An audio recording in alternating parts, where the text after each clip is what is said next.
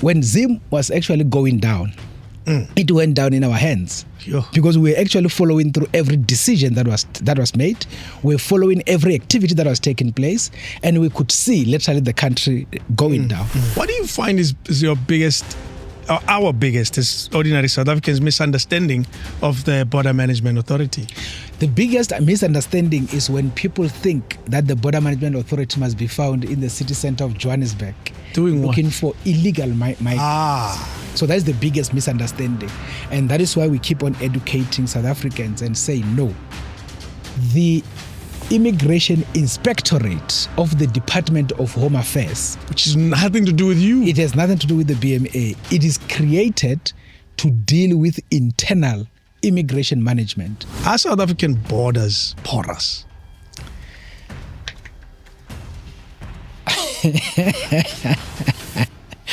I can say that yes, because there is no a barrier that you can effectively cite, you cannot necessarily say they are not. Okay. Remember the hotspots in terms of numbers. I mean, the countries that always lead as we speak now is Lesotho. Never. I thought it was Zim. No, you have Lesotho as number one, followed by Zim, and then followed by Mozambique. King David Studio Podcast. We managed to get a hold of Dr. Nagampe Michael Masiapato. How are you, sir?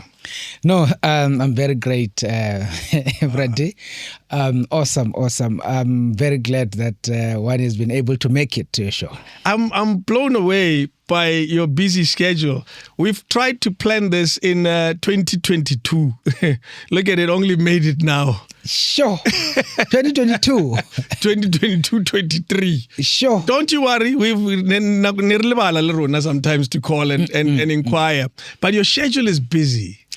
Yeah, you see, the difficulty of our ecosystem, and I think this is one thing that people are not even aware of, is the fact that if you look at how BMA has been established, the Border Management Authority, you will get to realize that in as much as some people mistaken me for a national commissioner, I am not described as such in law. Yeah. I'm just a commissioner.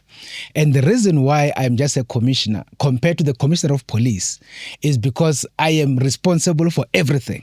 Literally across the ecosystem. Okay. Now, comparatively, if you think about the commissioner of police, the reason why it's called the national commissioner is because there is provision in law for provincial commissioners. So they had to separate the two. Definitely. Yes. So meaning that when it comes to the South African police services, if something happens in Limpopo, there's a provincial commissioner to take care of whatever is happening. If something is happening in the Western Cape, there is a provincial commissioner to take care of what is happening. Yeah. Now, the national commissioner gets involved if something becomes interprovincial. Okay. It cuts across from one province and it moves to the other, then it becomes national. That's it. That is when it gets activated. Now, with me, there are no provincial commissioners for BMA. No. It's just myself as the commissioner.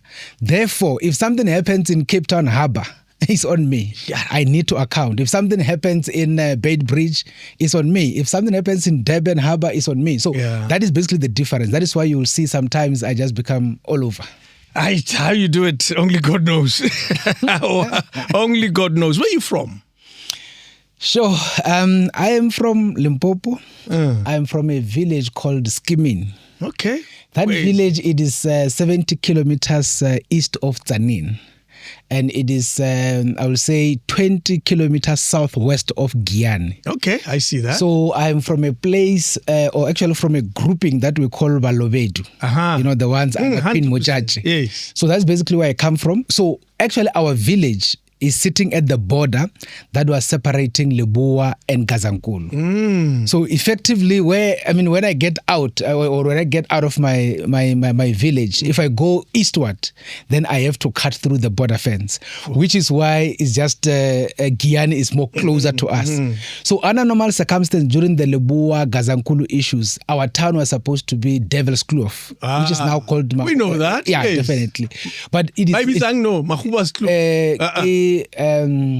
Mujaji's Kloof. Okay. Mujaji's right. Kloof. Yes. So, but the issue is it's a bit far because it's further to the west. And then Giyani was just here. It's just that we were separated at the time because of those, the self-governing territories, the Bantustans and all of that. But your education is of someone who was quite ambitious. to a point where you did all sorts of degrees, particularly those in UJ vets, these doctorates. Some of us struggled to do one, and you chose to do two. What was the reason for that? You see, I never actually planned to do 2 PhDs, but what actually happened was when I was doing my junior degree in 1996 at the University of Venda, I always set this ambition that I want to be a doctor before the age of 35. And that was my ambition, because in 1996, I was 20 years old when I started, my junior degree. So on that basis, I pushed. I mean, I did the one at UJ and then, at Univen, and then University of Venda, and then I went to UNISA, and then I went to University of Pretoria for masters. Then 2009, I said I'm going straight to UJ to do my PhD. So I was working in the intelligence environment, and that's basically where I grew up. Defense intelligence, your state security, and all of those structures. So I made an error, and I remember somebody telling me the other day, I wanted to revolutionize the world in terms of the PhD topic that I chose. Okay. So I actually opted to study intelligence coordination. But actually not just intelligence coordination, but the oversight mechanism. So on that basis, if you were to look at the structures that oversee our intelligence community, they're too scattered and very much ineffective. I mean, you have AG overseeing them in terms of finances. You have the Inspector General for Intelligence overseeing them in terms of operations. You have the Human Rights Commission overseeing them in terms of human rights. You have the Public Protector overseeing them in terms of them not abusing the public. Sure. And you have the Joint Standing Committee on Intelligence overseeing them on parliamentary mechanisms. Yeah. And then you have the Minister overseeing them in terms of executive oversight. Quite fragmented. Now, if you look at all these structures, there are almost 7. So I then came with a model of an integrated civilian intelligence oversight system for the purposes of effective oversight on the intelligence community. And at the time, it is when there were a lot of issues around intelligence being abused and all of those kind of issues. Now, I did that document, but guess what became a problem? Yeah. So there hasn't been much people that wrote in South Africa on intelligence issues. And in academia, there are certain protocols. They will tell you that you must have this number of cited, domestic... recent citations. Definitely. Yes, all of that. People that have actually studied your peer-reviewed, things and all of those kind of... So you were chatting uncharted territory. Definitely. I moved into uncharted territory. So when I did that, unfortunately, I finished my document. I remember I was, when I submitted my document in 2011, I was 34 or so. I said, I have achieved my objective. I want to be a doctor before 35. And you did? No, I didn't. Oh, no. Hoping that at least I will graduate. So obviously I submitted 450 pages at UJ with my document. Unfortunately, they took it to the examiners. So 2 domestic, 1 international. They looked at all of these issues. They said, sure, this is hectic. But guess what was the problem? No domestic citation. Continentally, very few. It was heavy on the Western world. Yes, America. US, yes. UK, Australia, Canada. So, because in Africa, people has not been writing about intelligence. The same with South Africa. So on that basis, the guy said, based on the protocols of academic stuff, we are not sure whether we can award this or not. Oh, no. So on that basis, they froze it. Sure. And they didn't award it. So when they didn't award it, I said, but guys, the issue is, it's not that I ignored. There was nothing. There was nothing. You can't blame. They can't blame you. So that is when I then moved. I went to vets. I said, no, if this is the case, I go to vets and I go do an ordinary issue. And that is why I did community participation on local developmental initiatives. Those kind of basic topics. Nothing that you can find a lot of information on. Definitely. There's everything about it. So I did that one. And I moved very fast. Because I basically was saying, I'm just doing it for the purpose of graduating, not necessarily for the other part. And unfortunately, you had missed your 35 years. Yeah, definitely. By that time, I've passed 35 years. It's just unfortunate. So I pushed with vets. When I was to complete at vets, there's a guy who came to University of Johannesburg called Professor Maralwa. Okay. He became the principal there. So apparently he was going through some of these things during the handovers and all of that. He said, but why is this thing hanging here? Well, like how out here? Why is this thing hanging? And then they tried to explain and then he said, no, man, this thing doesn't make sense. And then from there he said, no, I need this fellow to be recalled back. Wow. Now I'm completing vets. they called me at UJ to come and conclude the whole thing, because they basically said no, but now the chief says he wants us to finalize this thing. I went back, then what do? I have to do abeyance at VETS. I suspended my studies at VETS, go back to UJ, complete. After completing, and then I come back this side. That's why my graduation is back to back. 2 PhDs. 2 PhDs. That's my story. Same year. No, when they were concluded. No. Yes, 28, awarded. 2018 I graduated. 2019 I did the other one. Graduated for the other one. When you read it without the backstory, it looks like what was going on with this man. Yeah, you couldn't figure it out because it looks like I was doing 2 PhDs You were parallel. indecisive. You didn't know you were doing them parallel. Yeah, And that is the work of a genius. but what drives you though in relation to this country of ours? One thing that you learn very quickly as a South African is that without true complete passion and a love for this country, you will not do things right. What drives your passion for particularly your sector? Yeah, you see, I will say what drives me is I will say passion for South Africa. And I suppose maybe love for South Africans, but also love for the continent. Because I think sometimes we become very much, bogged down into very much intellectual, academic conversations that sometimes even confuses us. Yeah. But otherwise, my passion is basically the success of the continent and success of South Africa. Yeah. So that is basically what drives me. That is why I could have effectively even been in the private enterprises, making some big money. That's keys. But unfortunately, one has to opt to say, I will definitely be, in the public service environment. Yeah. Of which, by the way, the job itself, sometimes it can be hectic, because you can do the best job and do everything else. You make an error administratively, the entire world comes on. Absolutely. So I think that is the risk of the enterprise. But otherwise, what drives me is just for the love of the country and the continent. Do you find that the role you play now is informed by a lot of your previous experiences? Because you spoke of intelligence, and we naturally speak of police work, of military work, and all of that. What are the elements that bring you to particularly this moment in your life? Because this moment in your life, very often it finds people who have a lot of different experiences, because it has a lot of disciplines, this space. It's not just one. You don't come as an administrator. You don't just come as a police officer. You come as a lot of elements. What makes you the special character that brings you to this moment in your life? Yeah, maybe the first thing just to indicate is, at least within the Justice, Crime Prevention and Security cluster, I've been able to traverse the entire ecosystem. I mean, as I said, I was in the police environment, I was in defense environment, I was in the state security environment, and ultimately in the financial intelligence environment. Yeah. So I've traversed the entire ecosystem. But what ultimately brought one into the space is on the basis that the actual model itself, remember, I spoke about the integration model for intelligence oversight.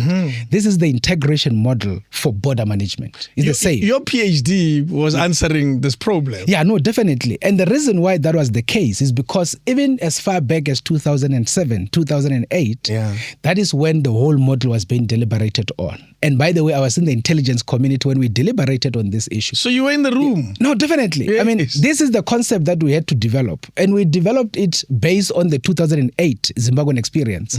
Because remember when the Zimbabwean experience happened and there was a real flood of people that were coming southward, that is when we got to realize that actually a multidisciplinary or a multi-agency approach in as far as border management is concerned is very much problematic. Remember, the model is basically something that happened, I would say, gradually without a basic planning. For instance, we just got to realize when we were going along that actually we need immigration at the end, because remember the apartheid government used the military for everything in terms of this whole ecosystem. But when we did the transition, the first thing we did was to remove the military. And then we got to realize that when you remove the military, who do you put? Then we put the police. Immediately after putting the police, we get to realize that there are certain disciplines in the ecosystem that the police will not be able to discharge. Example? I mean, in this instance, for example, immigration is a specialized function. Yeah. Because border management is not just law enforcement. You have immigration to do. For you to be able to discharge immigration, you need to understand the facets of immigration management, which includes refugee protection issues, the issues of understanding how to deal with children, the movement of children, and all of those issues. But more critically, you must be able to understand there is a discipline of port health. Port health is the ability to actually screen everybody entering your jurisdiction to make sure that you don't have some unwitting or unconscious importation of communicable or infectious diseases into your ecosystem. It's not only people, it's their rights and the things they bring and the diseases they could bring. Definitely. And that is now the issues around the issue of port health, but also the agricultural biosecurity on the basis of their caring.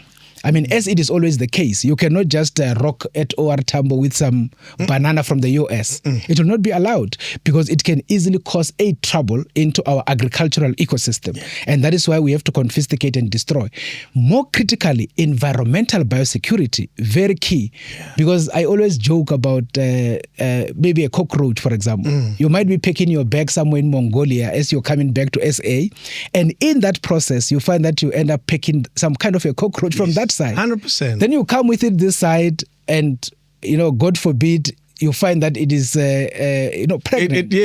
And then it gives birth into your house. And then you are ending up with something like 20 cockroaches. That are Mongolian cockroaches. We don't know them in South Africa. We don't know how they operate and all of those issues. Ramai, do you know that's exactly how cockroaches travel? No, but exactly. They travel with us. Yeah, they travel. We are the ones who take cockroaches. Limpopo udikisa ku Mamelodi. Udikisa ku Mamelodi udisa Durban. We are the problem. Yes. We are the problem. So those are the kind of issues. But more critically, we also deal with the issues of veterinarian health, the health of animals. Yes. So animals cannot just move. And that's not a police discipline. All that is not police discipline. So hence, when they realize all of the complexities, they got to realize. I mean, typical example. And that is where sometimes people don't think when they talk about border management. You go to Durban July and you go enjoy horses running there. Among the horses there, you find there is a horse from Brazil. There is a horse from Argentina. There's a horse from... All of those horses, they actually had to be administrated by us. Yeah. So before the horse could actually be flown out of, let's say, Argentina, the veterinarian, that's a state vet, will have to certify it to be completely healthy and there's no any issue. When it lands in OR Tambo, we have to take it into quarantine. Our vets must go and assess it to make sure it is healthy and indeed it is fine before we can allow it to go and mix with ours in Durban July. When it comes back, we do the same as it is to be exited.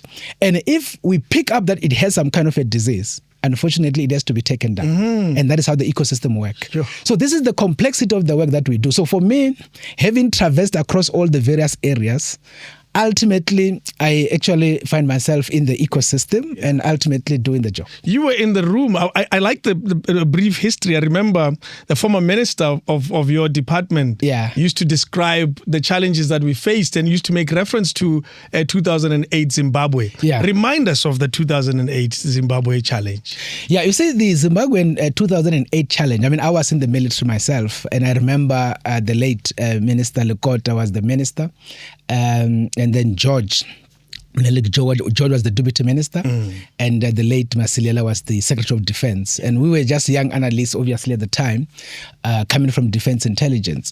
By the way, part of my job, and that is basically where part of my passion for South Africa comes from, is the fact that my role was to analyze jurisdictions outside South Africa. Wow. Because this is from the military. So you analyze jurisdictions outside South Africa and be able to make a determination. What is it from those jurisdictions that can compromise our national interest and our national security? Yeah, that's intelligence. That's intelligence work. So that is basically what I was doing.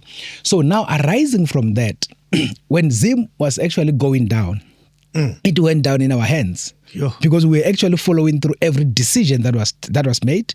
We're following every activity that was taking place, and we could see literally the country going down to the extent that the essence of hyperinflation or the issues about quantitative easing, the issue of having to print physical money, you remember, to deal with the ecosystem, not understanding the implication to inflation. All of those kind of issues were happening, in front of us, until the point where the entire Zim dollar just went to the ground. Yes. So that is what happened. Obviously, when that kicks in, then there is a challenge now in terms of sustaining the country and ultimately sustaining the people.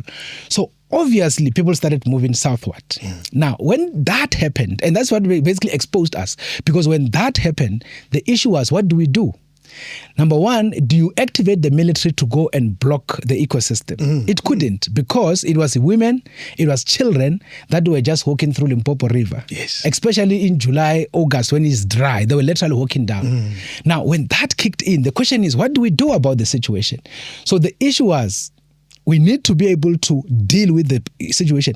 But our immigration system at the time was not ready to handle that numbers of people coming down. And that is where something that today we call the Zimbabwean exemption permit came from.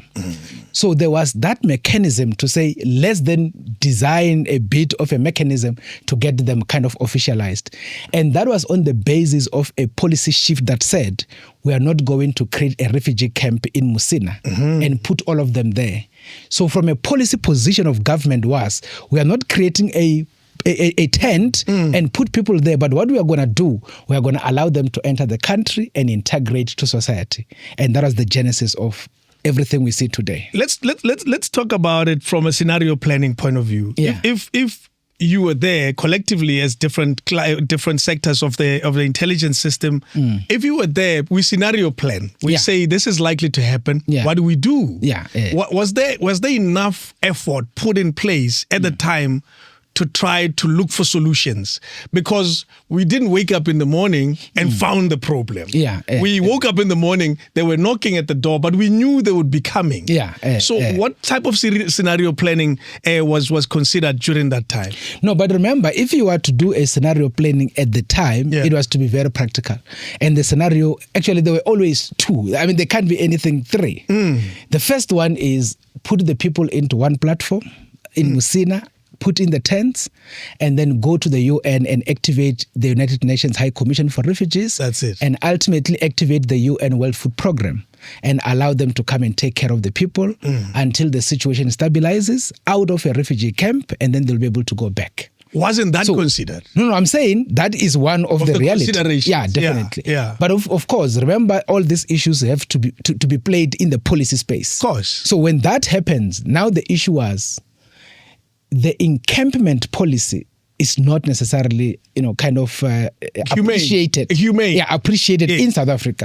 And that was on the basis of the historical issues where we come from and all of those kind of issues and all of that. So on that basis, that was a no-no. Then what is then the second option? The second option is obviously allow them into society, allow them to be integrated. But because they didn't have papers, how do you then regularize them to enter the country? And that is where the Zimbabwean exemption permit comes from. So I think it was at the time called Zimbabwean Special Permit that was given to those individuals, and then they came into the country and they integrated. Did it have a time limit? No, definitely. Hence, it has been renewed over and over. So it had a time limit at the time. I don't remember the actual time. It might have been 24 months or something. But since then, it has just been renewed over and over. And by the way, every time it gets renewed, it also changed the name. Of course. Yeah, it's especially. And it's a new minister, it's a new government, it's a new president, it's everything about it changing. Yeah, so that is basically what transpired at the time. The curiosity that most South Africans will have is, and it was probably what led me to that scenario planning, the integration of undocumented Zimbabweans in South Africa, as you put it, is what we are dealing with now. And to reverse something that took place so long ago is almost impossible. And that's what the country is facing. Am I correct in saying that?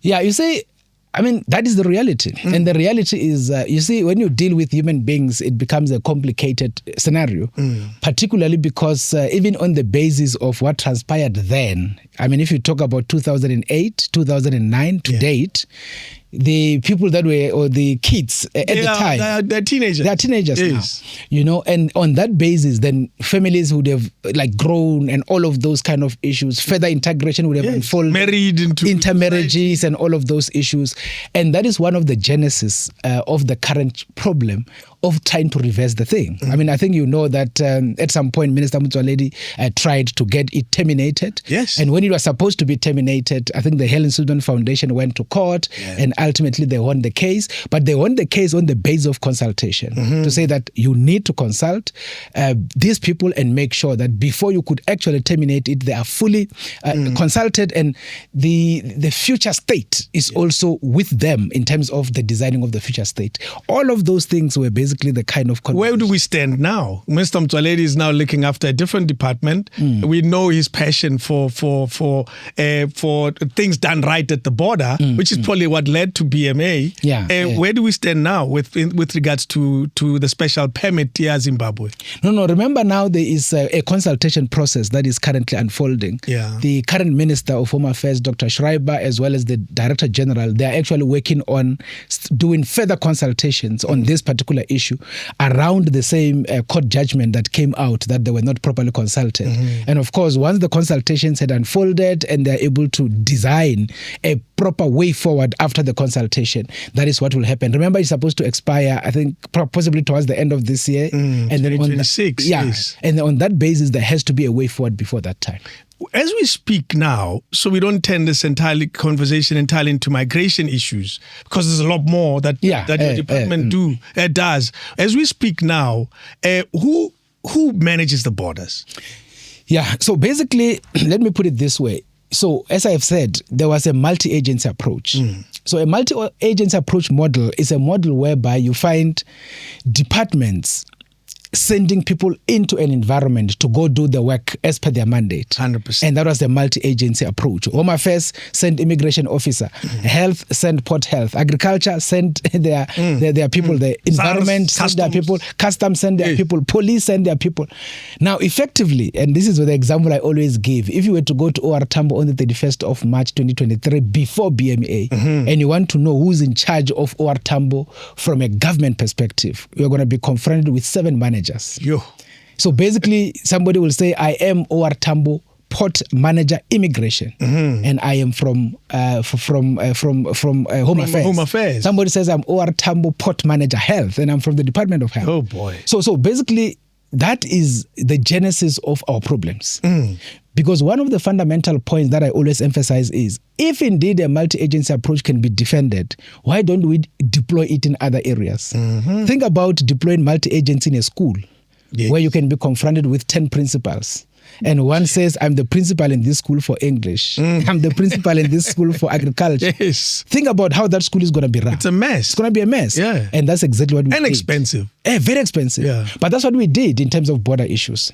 So that is basically what was the case. And then the decision was, we need to take away all these departments out of the port, create a single authority, and this authority must take over all these responsibilities in the front end. But the departments, they still remain legislatively overseeing the ecosystem. Got you. So they set up the rules, they set up the policies, they have international protocols with their counterparts, and they give instructions to us in the front end.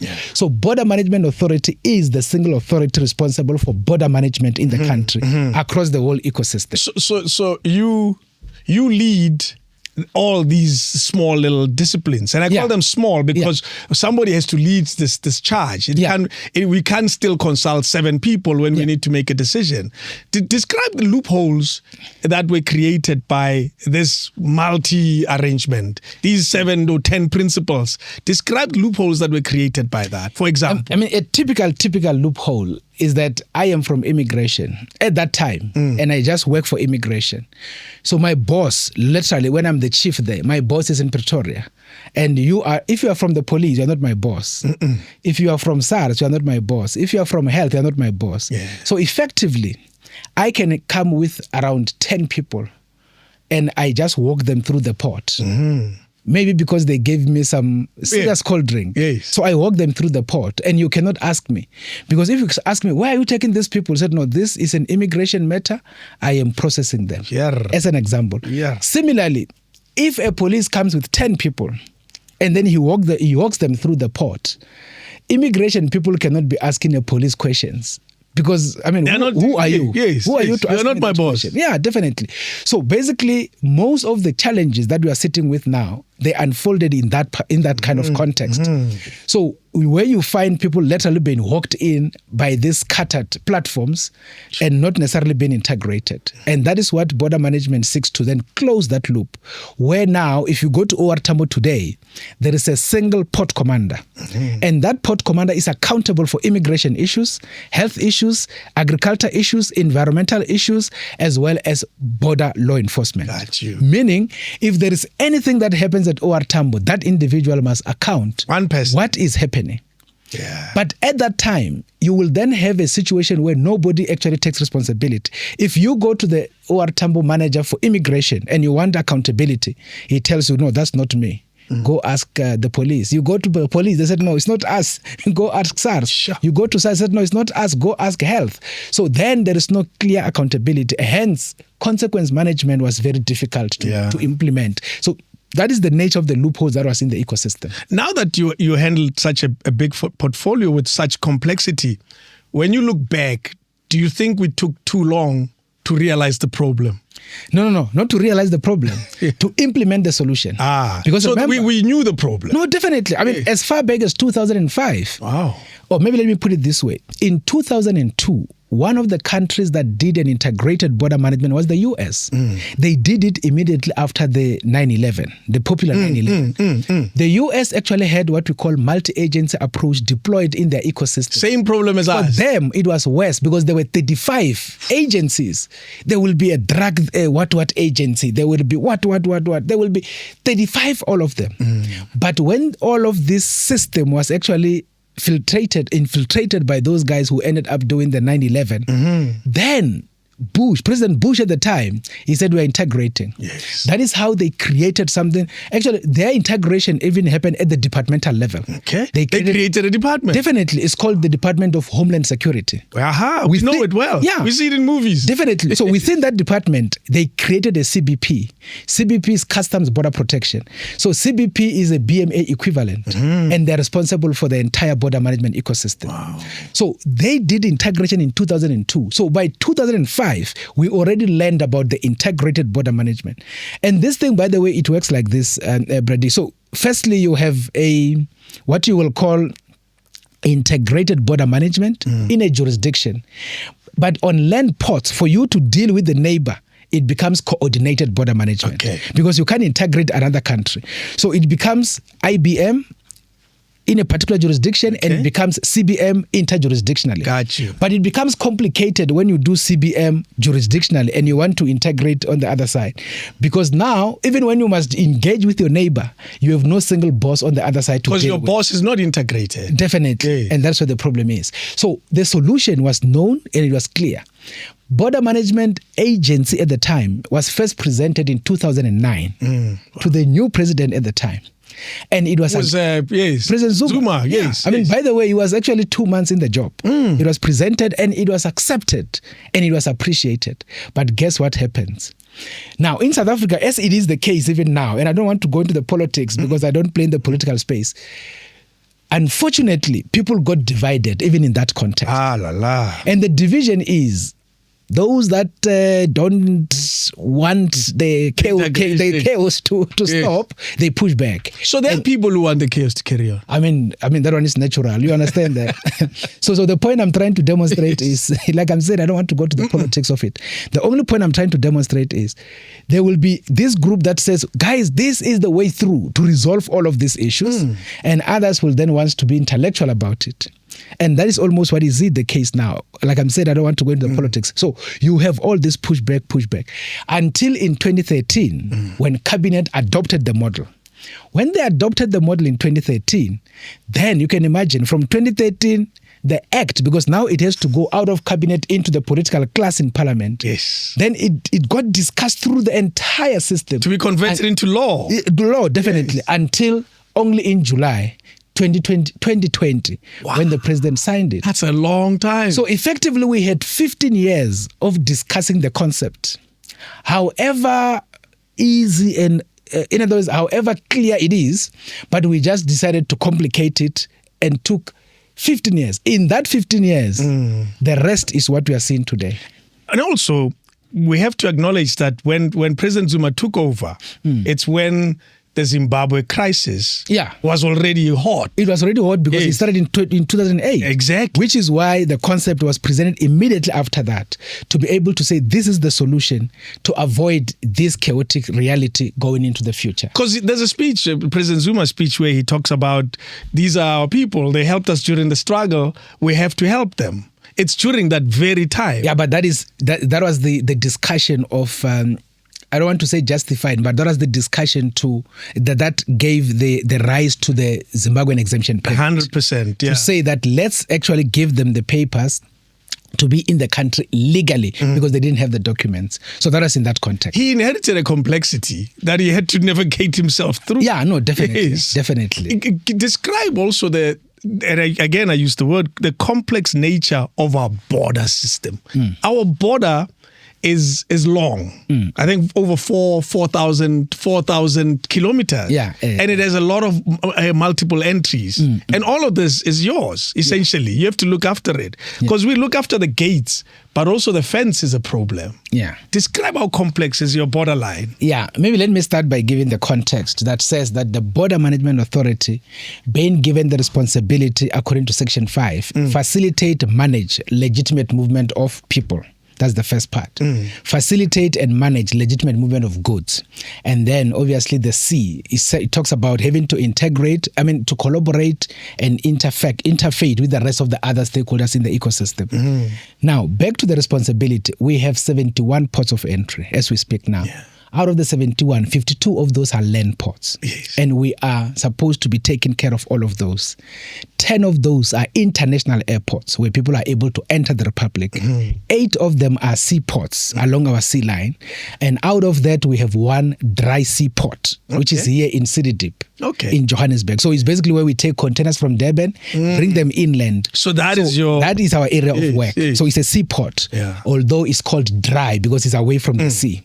So all in all, we talk about 9 seaports, although the other one is dry. So that's where we work. Over and above working there, we then work 10 kilometers from internationally recognized borderline across the entire borderline. So we talk about 4,447 kilometers, starting from Mozambique right through up to Namibia in terms of land, including the circumference around Lesotho. So that is 4,470 kilometers. We take care of that. And that is 10 kilometers inland. That whole stretch is called Border Law Enforcement Area. Still yours. That is very critical, If you go to the coastline, then we take care of 10 kilometers inland from the 3,900 coastline, again from Mozambique right through into Namibia. So in the 10 kilometers inland, that whole place is called Border Law Enforcement Area. But because there is no other country on the ocean, then we take care of the 12 nautical miles from the coastline. Again, we are responsible for the entire space. Your portfolio is humongous. That is what the job is all about. So now, the complexity of it is exactly as you say. Firstly, when it comes to the issue of a demarcation, we don't have any fiscal barrier as we speak. The fiscal barrier that existed during the apartheid time, which was electric, if you go to the Eastern Corridor with Mozambique, it was well put, with electric fencing. You go to the North Corridor with Mozambique, it was the same. With Zimbabwe, it was the same. So in there, as you know, from 1994, we said we are not at war with anybody, therefore we need to undo. We don't need the fence. We don't need all of these things. And that is how it was dismantled. So ultimately, as we speak now, we don't have. I think you know about the attempt in the North Corridor by Public Works to try and put some fence there. So that one... That very expensive. It was 40 million. But I think you now know that the SIU is trying to get the money back because, that was not a border fence in a way. Because as they were putting those fences... They were taken out. The guys were taking them out. So that is what happened. So as we speak now, we don't have any fiscal barrier. However, a bit of fence that you can still find in smaller areas, and that is what people will expose in social media, is what we call agricultural fence for protecting the movement of animal for dealing with foot and mouth disease. You will find that in Eswatini, some bit of it in Lesotho, bit of it with our Western Corridor with Botswana. So people look at that fence, they say, but just look at our border fence. That is not a border fence as sitting on the international borderline. That is just agricultural fence. It is taken care of BMA, what we call the draftsmen. They are taking care of it to make sure that animals don't move between countries, because remember, if animals just move this side and move the other side, there's a danger of foot and mouth. Yes. That's what we are actually dealing with. So the reality of it is the work then becomes more complicated. Yeah. But what complicates it further is when you find, particularly in our Eastern Corridor, with Eswatini, our Western Corridor with Botswana, as well as some corridor with Lesotho, you find communities that are divided by the border fence. 100%. So you find that the chief in that community is on the South African side, but he has half of his subject on the other side. And then you find that the school is on our side, Yes. and the church is on the other side. And the homes is on one side, and the kids have to go to school on the other side. Definitely. So that is what complicates the issue. So that is why in our model of border management, we are then to implement what we call official community crossing points. Okay. So official community crossing points are those particular areas where there are communities in between the border, where we are then to register all the people in the ecosystem and regulate their movement in between there and make sure that those areas are not used by criminal elements and things like that. So those are community crossing points. They don't need to use passport for that movement because it is within a confined space, and the chief in the ecosystem takes accountability for those individuals. So that is the complexity of that part. But surely it's easy for criminals to take advantage of a lax environment like that. And are you finding challenges in that regard where we don't have a fence inherently, and people can just move in and out? As we've seen many videos of people, yes, and they go this side. And some choose the education system in South Africa instead of theirs in their own country. Doesn't that make your work even more difficult? You see, that is what makes our work difficult. But the reality of it is not just a South African inherent problem. It is something that is literally everywhere. I mean, I have been in Europe, many jurisdictions around those particular spaces. And by the way, I know that sometimes people argue that there are no borders in Europe. So basically, there are borders in Europe, but they've relaxed internal border control. But they have strengthened external border control. So they are there. That is why there is what we call is it FedEx? I forgot the actual name, but it is the BMA equivalent in Europe. It does exist. Now, I'm saying even there, they do have cross-border communities. So that issue is inherently everywhere. The only thing you need to do is the ability to actually manage the ecosystem. You know, that is why sometimes even in the discussions, which I've also hear these days, when people talk about migration and all of those kind of issues, people actually conflate migration, illegal migration, and undocumentation. And that is actually one of the most complicated issues, because people will discuss this issue as if migration is meant to be stopped. And there's no way you can stop migration. You cannot stop migration. You just need to manage migration. And how do you manage migration? By ensuring the legality aspect of it. Because that is the only fundamental issue. Because we are actually racing against criminal elements. That's it. That is what made life. I mean, in your own house, the reason why you have to lock your room when you sleep is because you are racing against criminals. I mean, if that was not to be the case, there was not going to be a need for that, practically.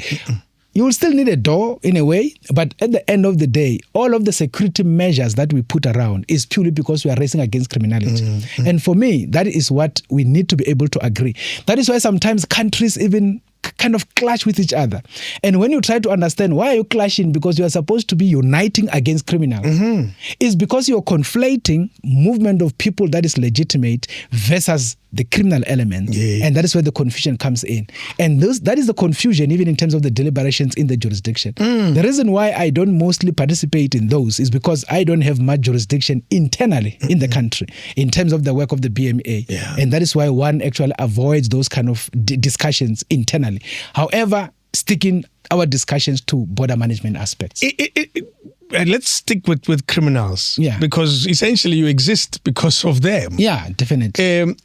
What challenges are you facing on a daily basis? Surely they're different. I'm sure there's someone now trying to do something as we speak. I saw earlier you got a text and I immediately said somebody's walking into the border. Then you just got alerted. What are some of the most basic and most obvious criminal activities that seem to be happening? We notice the travel of cars to other countries, the stolen cars to other countries. What else is happening? Drugs, naturally. But what are some of the biggest problems that you deal with that we probably don't even know? Let me talk about something very basic and something that affects communities on a daily basis. And for me, this is one of the issues that becomes very much painful if you are not aware of the ecosystem. And people become intellectual about the discussion. They talk about, what do you call this thing? African, what do you call it? African Renaissance. Yeah, no, but Pan-Africanism. Oh, yes. Yeah. So the issue is, such kind of conversations, in as much as they are intellectually upright, but it becomes very problematic in terms of appreciating what is being dealt with on the ground. And I want to give you a very practical example. There's an old man who worked here in Gauteng, almost 40 years, working for some enterprise here. When the old man was retiring, he then said, I don't want my money to be kept in some corner somewhere.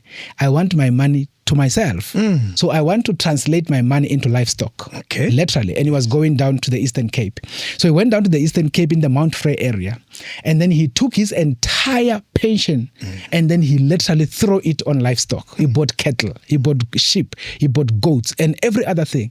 And every morning he gets the pride of waking up and taking them to the bush, bring them, taking them to the bush and bring them.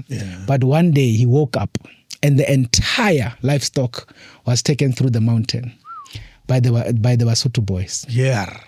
And that's the reality. Yeah. So on that basis, now we have to do something to deal with the issue.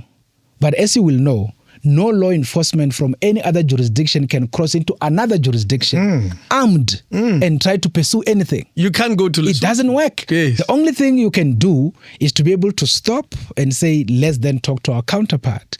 And through your counterpart, you can be able to be assisted. But you can't just pursue the people to the other side. No. Otherwise, that's a declaration of war. And that's a reality.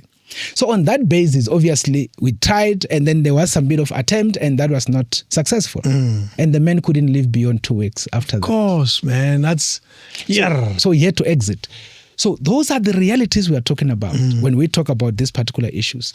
But at the same time, as you have indicated, literally people get shot. I mean, you think about Brooklyn here, this D4D cars and all of that, literally get shot. Their cars actually taken out of the ecosystem, mainly because they've been ordered, deep in the continent, and they have to then ferry them out and stuff like that.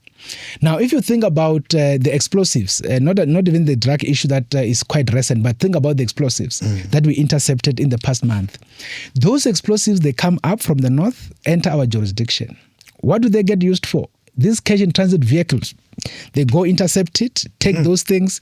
I mean, that thing is like a cricket. You just put in some fire, you throw it in, and run. It explodes everything. And run, and it explodes, you come back and fetch the money. And fetch the money. And remember, when people don't have that, they cannot undo that thing. It's too complicated. Yeah. They need that. And over and above that, that is why now if you look, most of the banks even avoided ATMs in the open. Because, I mean, they will come to an ATM, throw that thing in, it explodes, they take the money away. Now they have to start making ATMs in enclosed places, meaning if you want to withdraw some money because you are stuck at some point in the middle of the night, you have to get into... You can't access because places get to close. Yeah. So inconveniences actually arises out of criminality. Similarly, they take the same and they go underground to do illegal mining, put these things in between the rocks and it explodes. So all of these things are things that we have to be dealing with to make sure that we actually get to close all the time. Now, if you think about this latest one, the drugs, in terms of the ingredient, and this is the ingredient that is meant to produce men drugs. I always give a typical example that this is more like intercepting 25 kg of millimil. And 25 kg of millimil is not as yet pap, but it's almost... it's ready. Yeah, it's very ready. It needs somebody to do some work. Definitely. Yeah. So you just have to put in water, you throw it in, and then it becomes pap, and then people start consuming it. And that's exactly the issue. So on that basis, you can understand that was to be distributed to some illegal labs in the ecosystem. And you can imagine how many Mandrax tablets was going to produce out of it and be distributed in the ecosystem. So these are the issues that we are dealing with. Now, guess what is the problem? The problem is when we conflate the movement of people with such kind of issues. Because that is what we conflate. We should be able to agree. And by the way, I actually keep on emphasizing this point. BMA's existence is to facilitate people movement. It's not to stop them. So we are meant to make sure people move. When we talk about speedy movement of people, it's exactly what we're established for. When we talk about regional economic integration, that's what we're established for. When we talk about realizing Africa continental free trade area, that's what we are established for. Yeah. All of these things is the reason why we exist. But when people want to conflate the issue, they give an impression that no, maybe these fellows are here to make sure Africans don't come to South Africa. And that's not necessarily true. Yeah. We are meant to make sure they come through to the country as easily and as speedily as possible, which is what, in terms of protocols, is called free movement of people. But people want to conflate free movement of people with illegal movement interface. Yes, and exactly. that's basically where the problem is. Yeah. And I think if people can be able to cool down and get to understand those realities. And think about it. Definitely. Then, because I listened to one of your conversation with, some other, people in the ecosystem. And I'm saying that conflation continues to be problematic. And that, for me, is what frustrates me in those kind of conversation. I was in SAFM one day with one of my colleagues. Bongi, and I said, you know what? Part of my problem is when we discuss this issue and we are not departing from the same platform. Because we are going to start throwing stones at each other, and it looks like actually we don't even know what we are talking about. Yet we are actually in agreement. But the problem is that because the platform of discussion is not the same, then we end up talking past each other. And our perspective is not the same. Yeah. But you see, for me, what is very fundamental is no individual, no country can say that they exist to promote illegality. No. So if that is the platform that we depart from, so why do we get confused when we discuss this issue? And that is, for me, the problem. Help us understand, and my brain is still stuck on the fence, man. Wait. Yeah. No. And I want to say it because I realize there are people who want to understand this. There's a natural imagination that there's a fence. Yeah. Because we grew up under a country that had a fence. Yeah. When Baru skip a border. Yeah. Back in the days when they were running away and going to exile. Yeah. They were jump or something. Definitely. And right now you're saying most of it has no fence. Yeah. So the movement is quite easy. Then why are we surprised when we find so many illegal people in South Africa? We shouldn't be, is it? Because, as you said it, the Lesotho boys, in that example, they just climbed the mountain, went and fetched the stuff and went back home. Yeah. Surely that is a complication. Do we need a fence?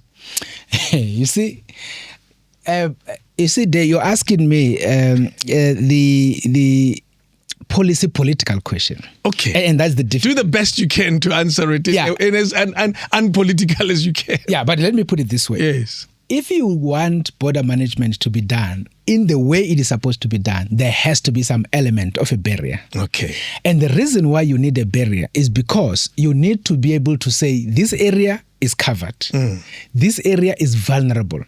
The reason why there is a concept of a vulnerable segment in the border management language or in the discipline itself, we describe a vulnerability as an area where there is an obstruction. Okay. For instance, there are areas where there is a mountain that an ordinary person can't climb. Unless if you're a soldier. In that kind of an area where the border is sitting on that kind of a space, you don't need a fence because that mountain serves as that kind of a barrier that you cannot be able to. So that is basically what... It's probably the dragon's back. Yeah. You have a dragon's back.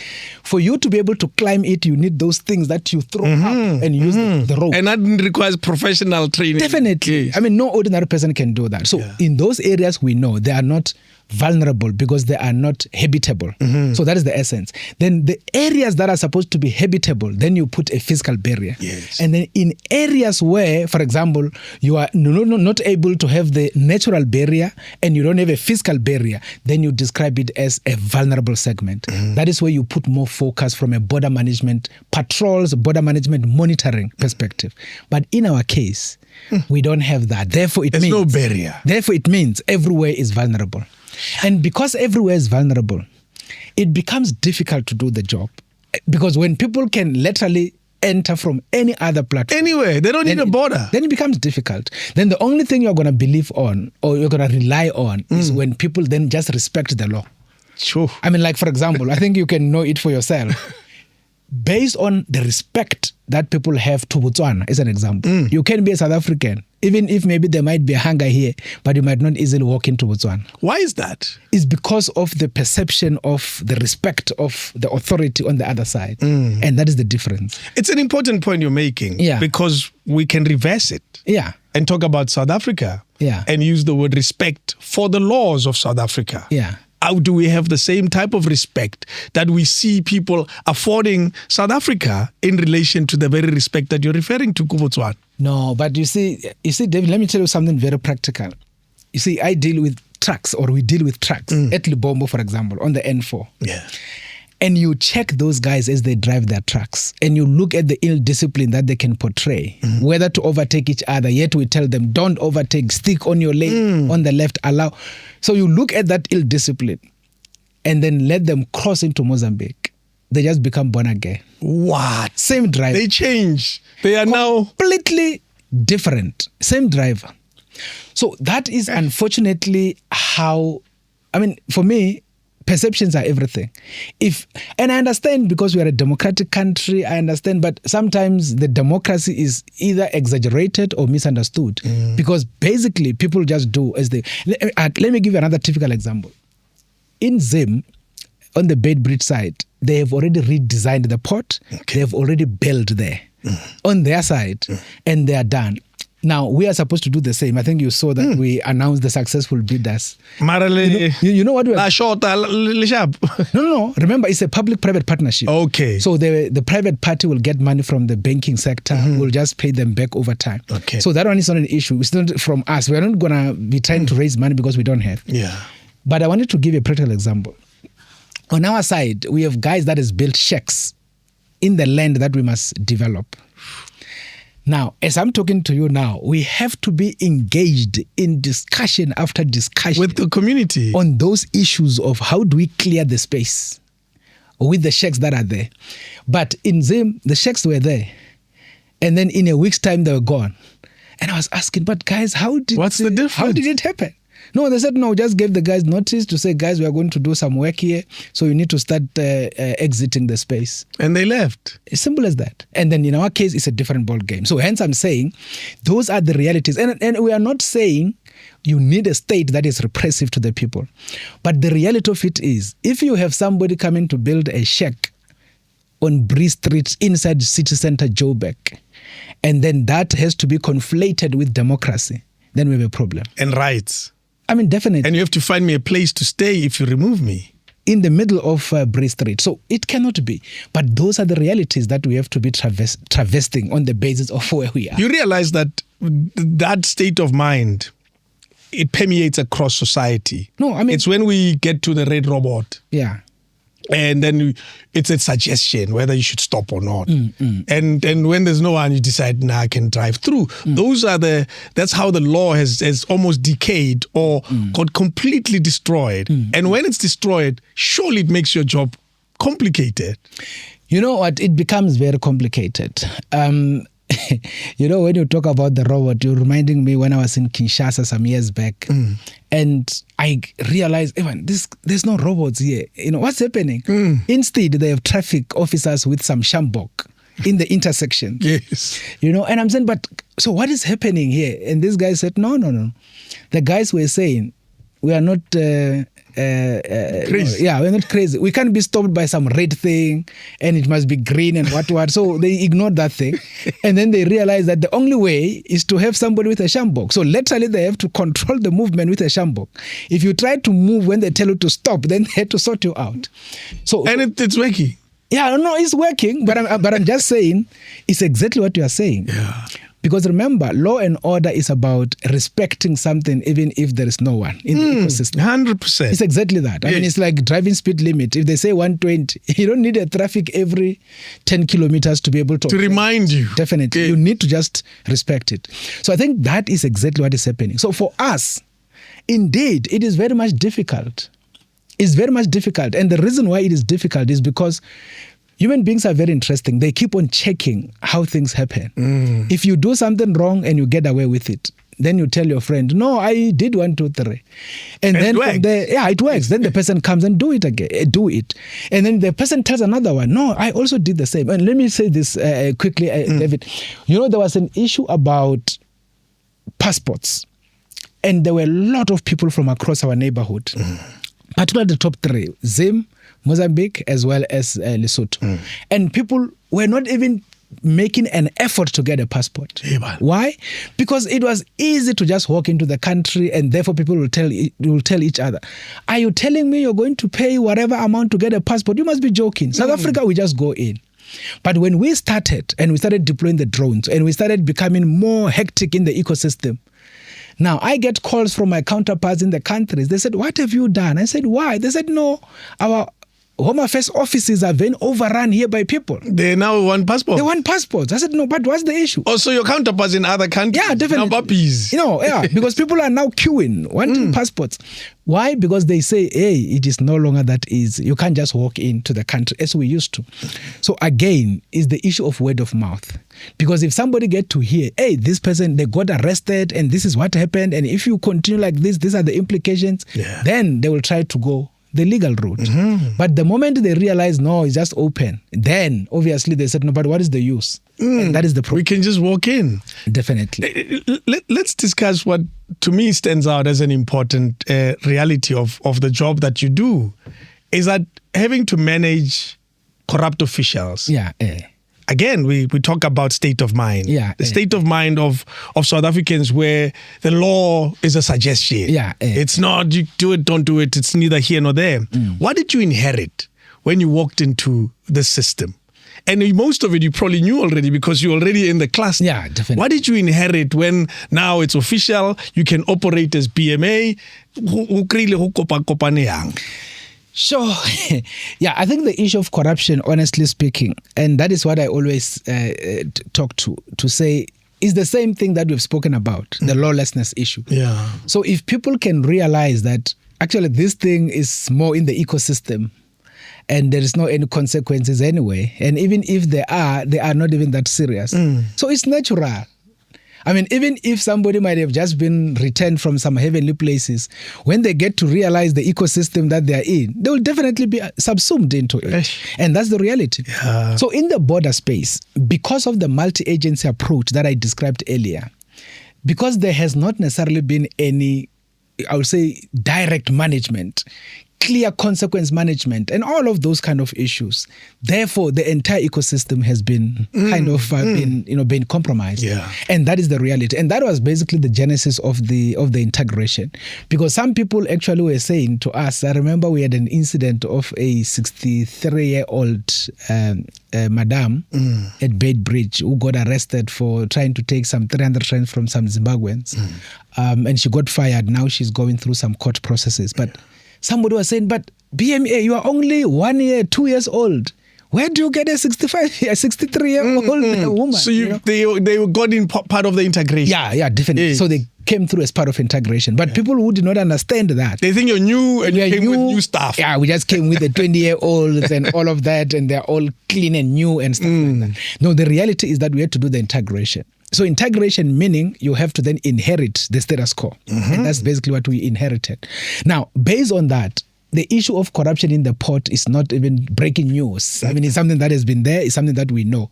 Now, what we had to do was to do a lot of things to try and address the ecosystem. And by the way, as Minister of Home Affairs always emphasizes sometimes, is the fact that where you give an individual a lot of discretion, and that discretion actually had serious consequence for somebody else, that is basically a basic room for corruption. Because I sit with you here and I have the yes or no answer for you. I have the stamp. And yeah, you a yes or a no. Definitely. You have the stamp and then you have a yes or no. And the worst part of it is only the two of us. So what do you expect? So the ecosystem itself then enables what is not desirable. Which is why we then consciously agreed the only way to deal with these issues is to do digitalization. Okay. So as we speak now, we are moving into digitizing most of the systems or most of the paperwork that has been manually based and that has been manually processed with a lot of discretion given on human beings or to human beings. Give us an example. So the very typical example is maybe let me start with Home Affairs, although I don't want to talk much about them. But remember, people will apply for a visa to come to South Africa. Yeah. So in their application for a visa, they will just write on a paper and say, I'm applying for a study visa in South Africa. I've been admitted at VETS. I'll be studying for 3 years. This is my degree and stuff like that. Then out of that paper, it goes into a person who's supposed to adjudicate that visa. That person will just look at the paperwork and then ultimately have some bit of an interview with you and ultimately make a decision whether do I give you a visa or not on the basis of what is here and on the basis of what you say. Yeah. But the moment somebody picks up that norm, this admission letter from VETS, the letterhead is not that proper. It's outdated. And then I said, no, but tell me, how do you say you are supposed to study in the new year, January 2027? But I see this thing talks about 2026. Looks like it has passed. What's happening? That's it. And then he said, no, but as you can see, this is not genuine, but let's process. Because it's just the two of us. Yeah, this is the dollar on the table. And then the dollar goes through and then this thing goes through and the person is in the country. Yeah. So that is the issue. So what do we do now? We have to remove a human being. You have to remove a paper. And somebody goes into a website through a web-based system and apply for visa. That person is going to give all the details into the whole system to indicate this is the VETS what, this is the everything else, this is the every other thing, this is the every other thing. The system in the background through AI, then it goes into all the platforms to go and do an analysis as to who you are. Yes. So firstly, it's going to try and check in Interpol, is this a criminal? Is this person wanted anywhere else? Is this person whatever the case might be? Got you. Check into the next. What is the travel patterns of this person? Is he all over the world? Where is he going mostly? Is he a red flag or there's nothing to worry? So the system in the background will do all the checks, including having to understand whether even in terms of you saying that you are admitted at VETS, will that be genuine or not? And be able to do some work in the background. Then the system gives you the results. Does that system exist now? No, that system is what we are busy rolling out. It's called ETA, Electronic Traveler Authorization. You might have heard the minister talking about it, and it is something that is being rolled out as we speak. By the way, we did a pilot at OR Tambo, as well as Cape Town, as well as Lanseria. How did that go? No, it's going very well. Yeah. It's just that we actually identified top 5 countries, like your China's, your India, all these big countries that bring a lot of tourists. And then we started with them to make sure that we actually do the pilot and all of that. So what we are trying to do, we are trying to remove the human element into the ecosystem and be able to put the system to do the background check. That's why minister sometimes jokes and say, we know you cannot give the system a 20 rand because when the system gives you the results, if there is an objection on what the system says, then we can do a manual special processing. Gotcha. But under normal circumstances, it has to be done by the system. That automatically is going to then start to help us to deal with these corrupt activities. And that's the issue. Think about the issue of the e-gates at OR Tambo. I always say this point. If you are a South African, you are returning home, you are from anywhere in the world, why do you have to appear before an immigration officer? It doesn't make sense. Because you're not going to be asked, how long are you going to be here in the country? Do you have money to Where are you going to sleep? Where are you going to You're going home. Yes. So you just have to put your passport on the system, look at the screen for facial recognition that you are indeed a South African. The system will go check in the population register and go check your passport and confirm you are South African, you are returning home. It opens, you walk into the country. And these are the issues we are working on to make sure that we deal with all of these aspects, to make sure that we deal with the corruption. But in the interim, we then use technology to clean the system. Okay. You'll be aware that we spoke about 50 immigration officers that has been fired the other day. 38 of them had been in the process. Why don't they get arrested?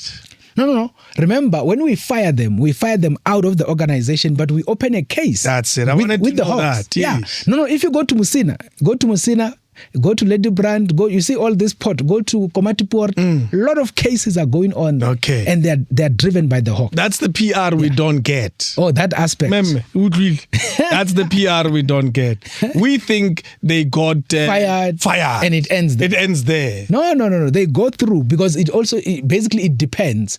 Because some of the issues are too minute that you might not move criminal. Of course, yeah. But majority, they moved into criminal on the basis of fraud, but also either the defeating hands of justice or even subverting the Immigration Act itself, because you have an obligation. And most unfortunate part is that the majority, out of all the disciplines we are responsible for, the majority are on immigration. And that is the problem. 200 rand. Mostly 200, 300, sometimes 50 rands. You can imagine. Don't you get surprised when you see somebody says, let me put it this way, brother. So what I actually did with the ecosystem, we said, we have seen that there are people who would have worked for 30 years in the ecosystem. They have accumulated a lot of money, even in terms of their pension. But remember, when you get fired for such, you lose the entire government contribution to your tax. Forget about going to the court system, but just labor relation-wise, you only get your contribution. So that's serious.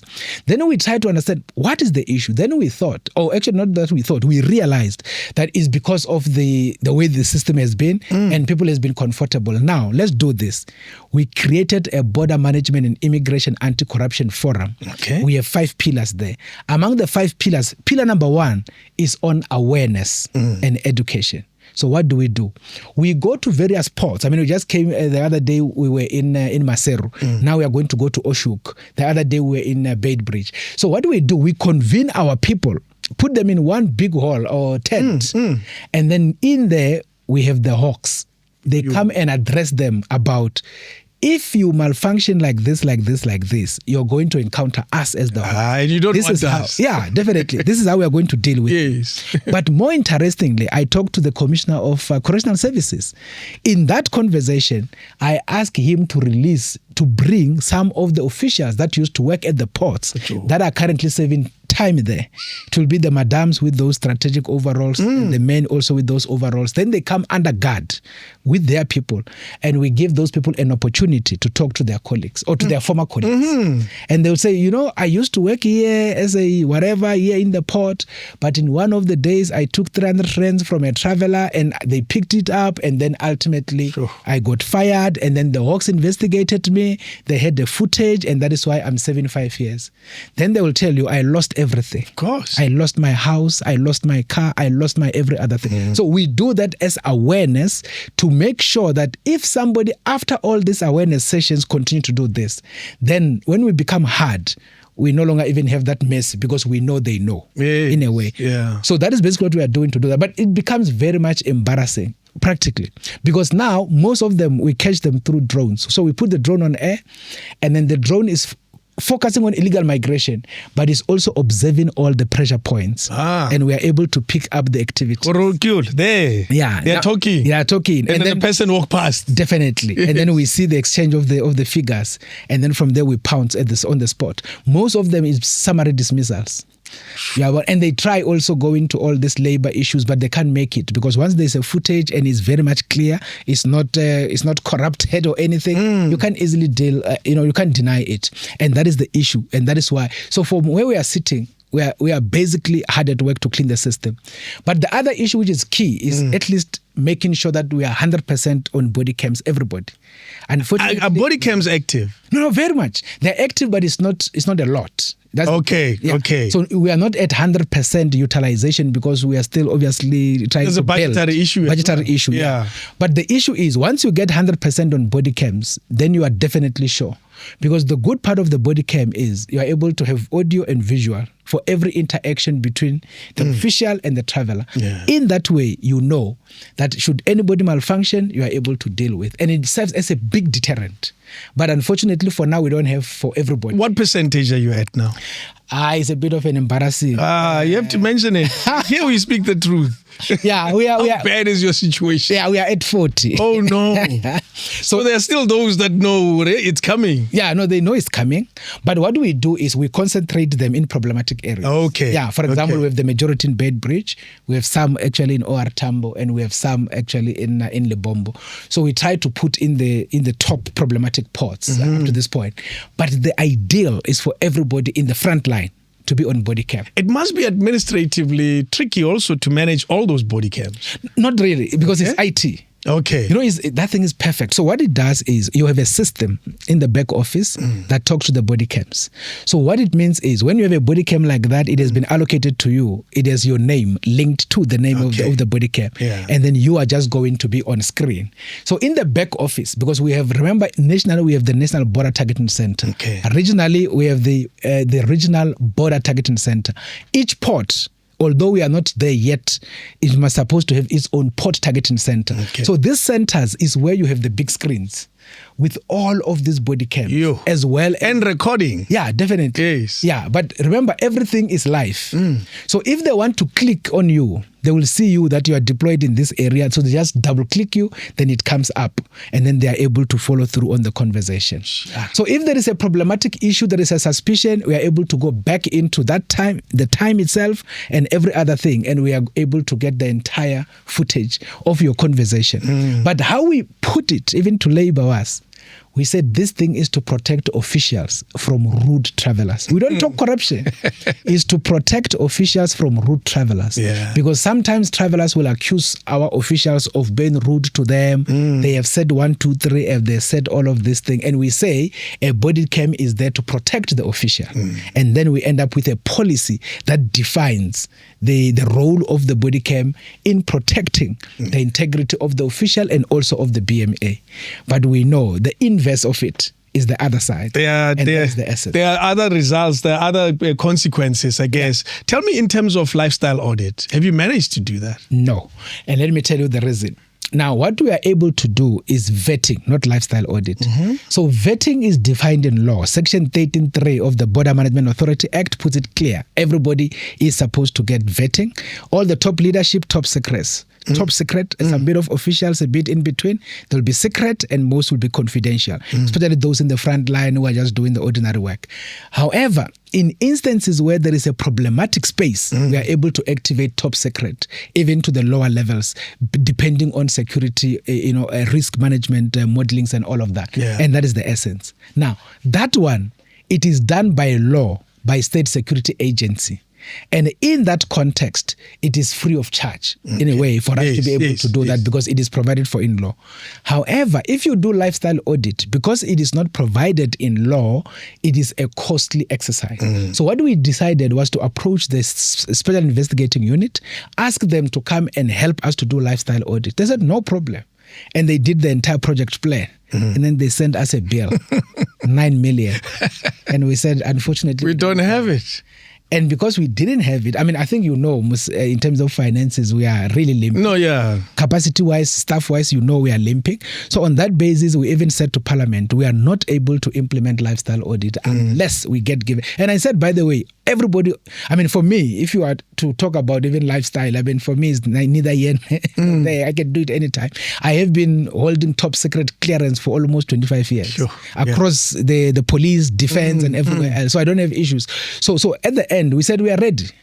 Just give us the money to do it, or convince SIU to do it for free. But SIU can do it for free because they survive by charging. And also they have to deploy resources. Definitely for that purpose. Yeah. And then do you anticipate overcoming it? Because we seem to be stuck, and I think it's a political challenge that we're having with regards to this problem, a lifestyle audit.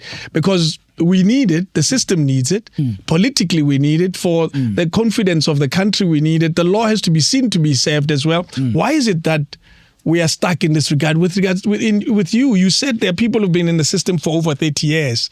Surely there has to be a lifestyle audit. So a person can be working earning 25,000 rands, but they own a farm with 1,000 cattle. Something is not right. Yeah. Why are we stuck? No. If money is the issue, surely there's a bigger conversation. And if I'm asking you a political question, by all means, you're welcome to say it's beyond your powers. Yeah, but remember, if you're asking, that one is not a political question in the context of the BMA. Yes. So we are saying that we are ready to be lifestyle audited. The entire EXCO the entire management committee, all the regional commanders, all the port commanders, everybody else, we are ready for it. The only problem we are sitting with is just a financial issue. And I can assure you, if in the BMA context we are to get that money, we'll definitely activate it. Yes. Because like I'm saying, we spoke to the SIU, they did the project plan, there are no issues on that. But in terms of the other areas, what I know is that the public service itself was trying to develop a mechanism to get lifestyle audit to be adopted as one of the things that needed to be done as an activity by law. Hence, I'm saying the only one that is currently provided for in law is vetting, not necessarily lifestyle audit, and that is where the issue of it's a bit murky in terms of that context. Yeah. But for us, we are very much ready to do it. In terms of dual citizenship, we saw the minister talking about it recently in Parliament. That there's, when the question was asked about the number of South Africans or those that are foreign nationals that have a dual citizenship, and there was no definite number, there's no record.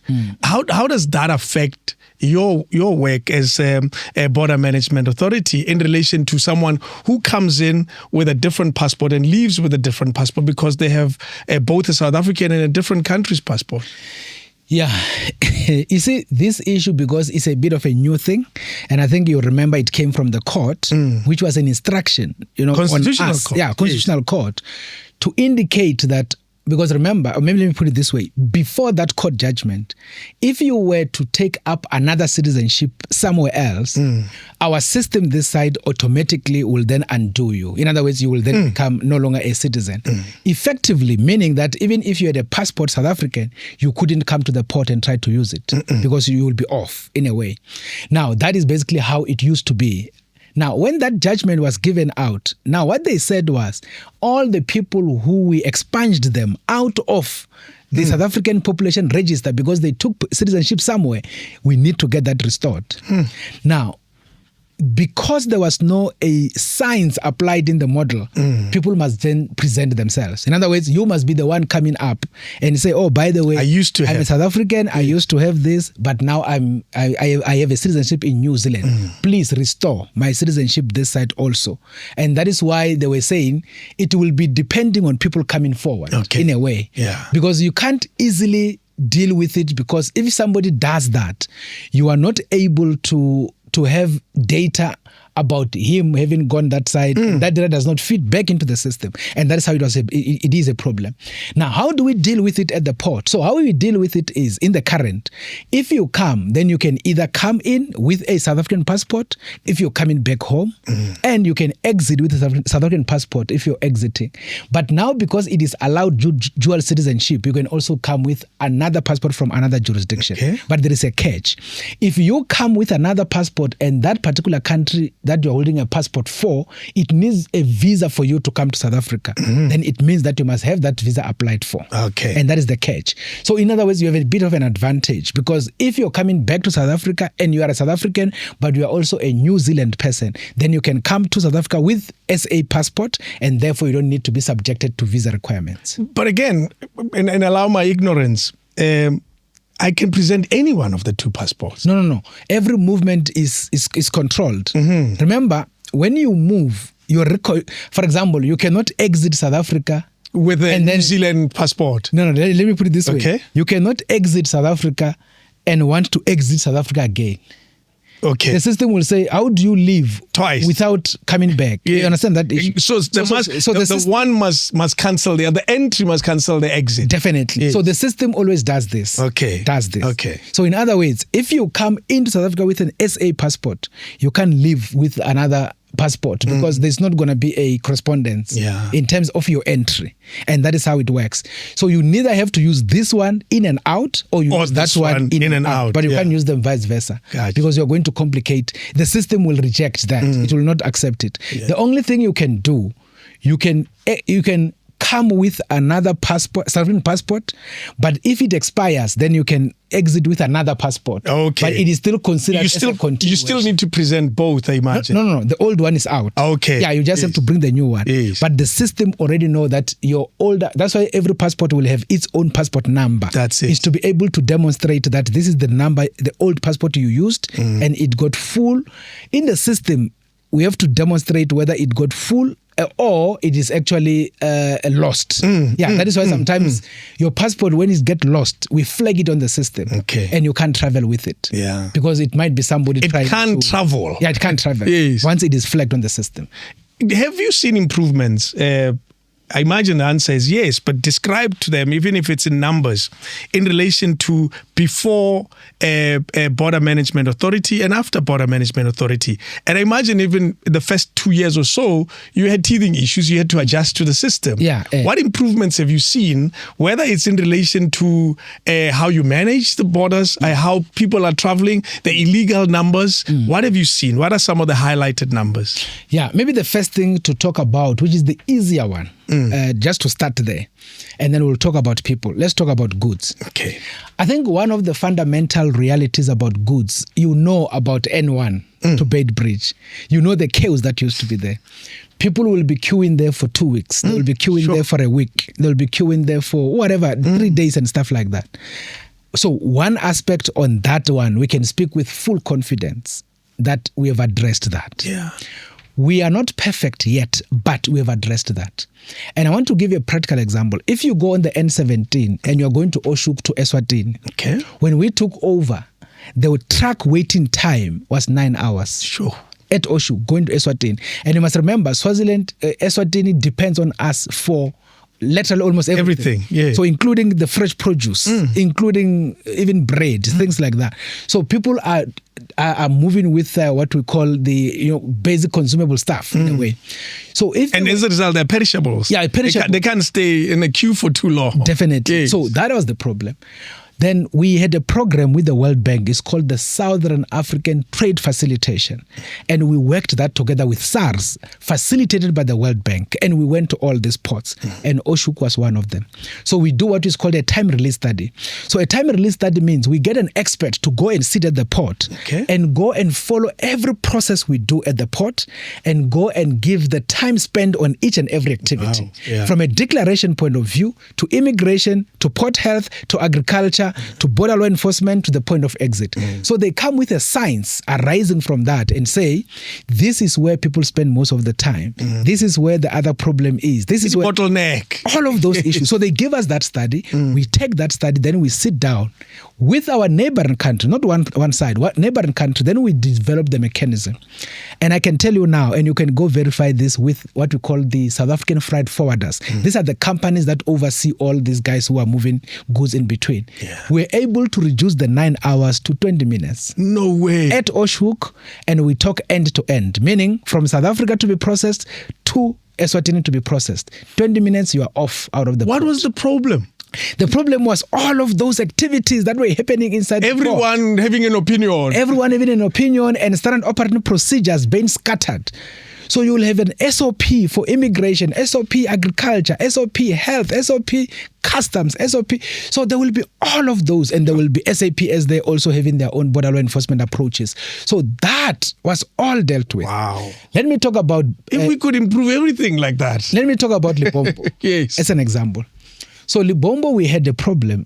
And I think, Limpopo is one of the popular ones where there were 50 cases, on the queue, and it was a messy situation. Yeah. And guess what was the issue? Again, those bureaucratic aspects. But the interesting one was on the Mozambican side. Every truck coming from South Africa, they will stop it on their gate, and then they will want the driver to get out and go get cash in their ATM, in Meticash, and pay them what is called temporary import permit, which is TIP. For every truck. Then they stop it, TIP, for every truck. Now, I go into the port, even before we could do the World Bank study, and I go to the port to understand, but guys, why this long queue? They said, no, you see, we are not able to push the trucks out because, as you can see, they are blocked that side. I said, no, fine. Can we go and understand what is the blockage? Go the other side. What is the problem? The guys are standing there. Every truck must stop there for TIP. They call it TIP. I said, no, but we need to deal with this thing. Why don't you take it electronically? There's no reason why. Then I realized, talking to the officials at the port is not helpful. Went to Maputo, called the guys, big leaders, said, guys, we need to resolve this issue. Because at the end, this is actually damaging our name. Because remember, regardless of the fact that the blockage is that side, for the fact that the queue is on our side, we are considered to be incompetent. That's it. We need to deal with this thing. And guess what? From nowhere, we then agreed that we are going to implement what is called MITP, multiple import permit. Okay. And the multiple import permit are going to be paid by the truckers, and they're going to pay it electronically, and they're going to pay it ahead of time. Simple. So meaning, if it is David's company, and you are going to bring the company for the whole week, maybe 5 times, then they must tell you how much is it going to cost you for that whole week in terms of the temporary import permit, and then you pay multiple, all of those entries. That's it. So when you come through, you just actually show that you've actually paid the thing, and then you go through. How did you reduce that? I'm telling you. What are the numbers? So now, that is the first thing that we did to unblock that. But the second thing we did was that when the trucks arrive at the port, they will then, a person who drives the truck will have to get out of the truck, walk into a building and go do immigration work. Walk into another building, go do customs work, meaning the papers and the declarations. All of those activities. And then from there, he must come back to the truck and drive it out. Now, one of the problems you face in that situation is when you have a situation where someone goes out to go do those errands, and his truck is the number one because they can't overtake each other. They have to wait. Because it's compact. Now, this guy, when he comes back, he meets some other friend of his and says, hey, I've never seen you for some time. They are busy talking. The trucks are busy queuing on the road. And they can't move until this guy comes back to his truck. Yeah. Then and the same happens with the next one, and the next one, and the next one. I said, no, this does not make sense. And guess what we then did? I said, no, guys, we have to bring customs, BMA on the road, in the bypass. And we spoke to Sanral. They gave us some trucks. We converted them to offices. I said, we're going to do a toll gate approach. We're going to put these trucks here. These trucks, we make offices, customs office, and then another office is immigration. So you come in, you do the declarations for customs, and then you get your passport stamped, and you drive straight to Maputo. Sure. Simple. Much quicker. Now we do between 1,500 to 2,000 trucks a day. Wow. And I get that message here on the phone. Well, those are the SMSs you get. Yeah, just to indicate that, no, we have these trucks actually moving. That is why another way to assess us, before us, there will be these people from these trucks that will be on TV almost every day. Sorting out government. This is out of order. But now they've disappeared. What happened is because we now work with them. We have groups like WhatsApp groups with them. If there is a problem about any of the movements, we are able to activate and engage to say, but where is the bottleneck? What is going on? What is the challenge? Wow. And we work as a team and we deal with the issue. So these are some of the issues. On people movement, I think the people who have traveled recently will tell you that compared to how it was when people used to spend an hour in a port trying to move in between, now they're able to move. The only problem we have is during festive. Yeah. Unfortunately, in festive, it's not much about inefficiency, is purely about capacity and the way the port design and the layout is. That one, unfortunately, people will still have to be queuing. But at least there is better order. It's quicker still. Yeah. Even though it's just a lot of people. Definitely. Yeah. We did one of the highest number, which was 31,152 just on Christmas Eve in Mozambique port. No land port has ever done that in the history of the country. 31,152. Just in one day. Yeah. You can just imagine. So that is almost maybe half of Orlando Stadium or something. Yeah, no. Are you a Pirates fan? Why are you using that example? Why are you using that example? Do you want to talk about that? No. Okay. I don't want to go there. I want to ask how you do. Are you proud of those goals? But let's leave it. Let's leave it there. Oh, yeah. They can't be proud. What does BMA still struggle with? You see, the common denominator in terms of what BMA struggles with, for me, is just the investment breakthrough. Okay. That for me is the biggest challenge. And I suppose one of the issues around that is sometimes these discussions that sometimes unfold, wherein there are some that will say, but do we really need borders? People must just walk in. People must just what? Those kind of discussions. Yeah. So I suppose those are the discussions that makes investment in the ecosystem a bit problematic. So that is what we struggle with. Give me an example of what type of investment would be ideal if those conversations were not that complicated? Yeah. No. I mean, the conversation can be complicated because what I will be telling you now is what we have discussed already in the public context in the portfolio committees. And by the way, we are going to one now on Friday, on the 5th. And once again, this will also arise. So I will say, for example, that BMA is sitting at around 1.8 billion in terms of its overall budget. That particular budget, I will say 90% of it is staff salary. Sure.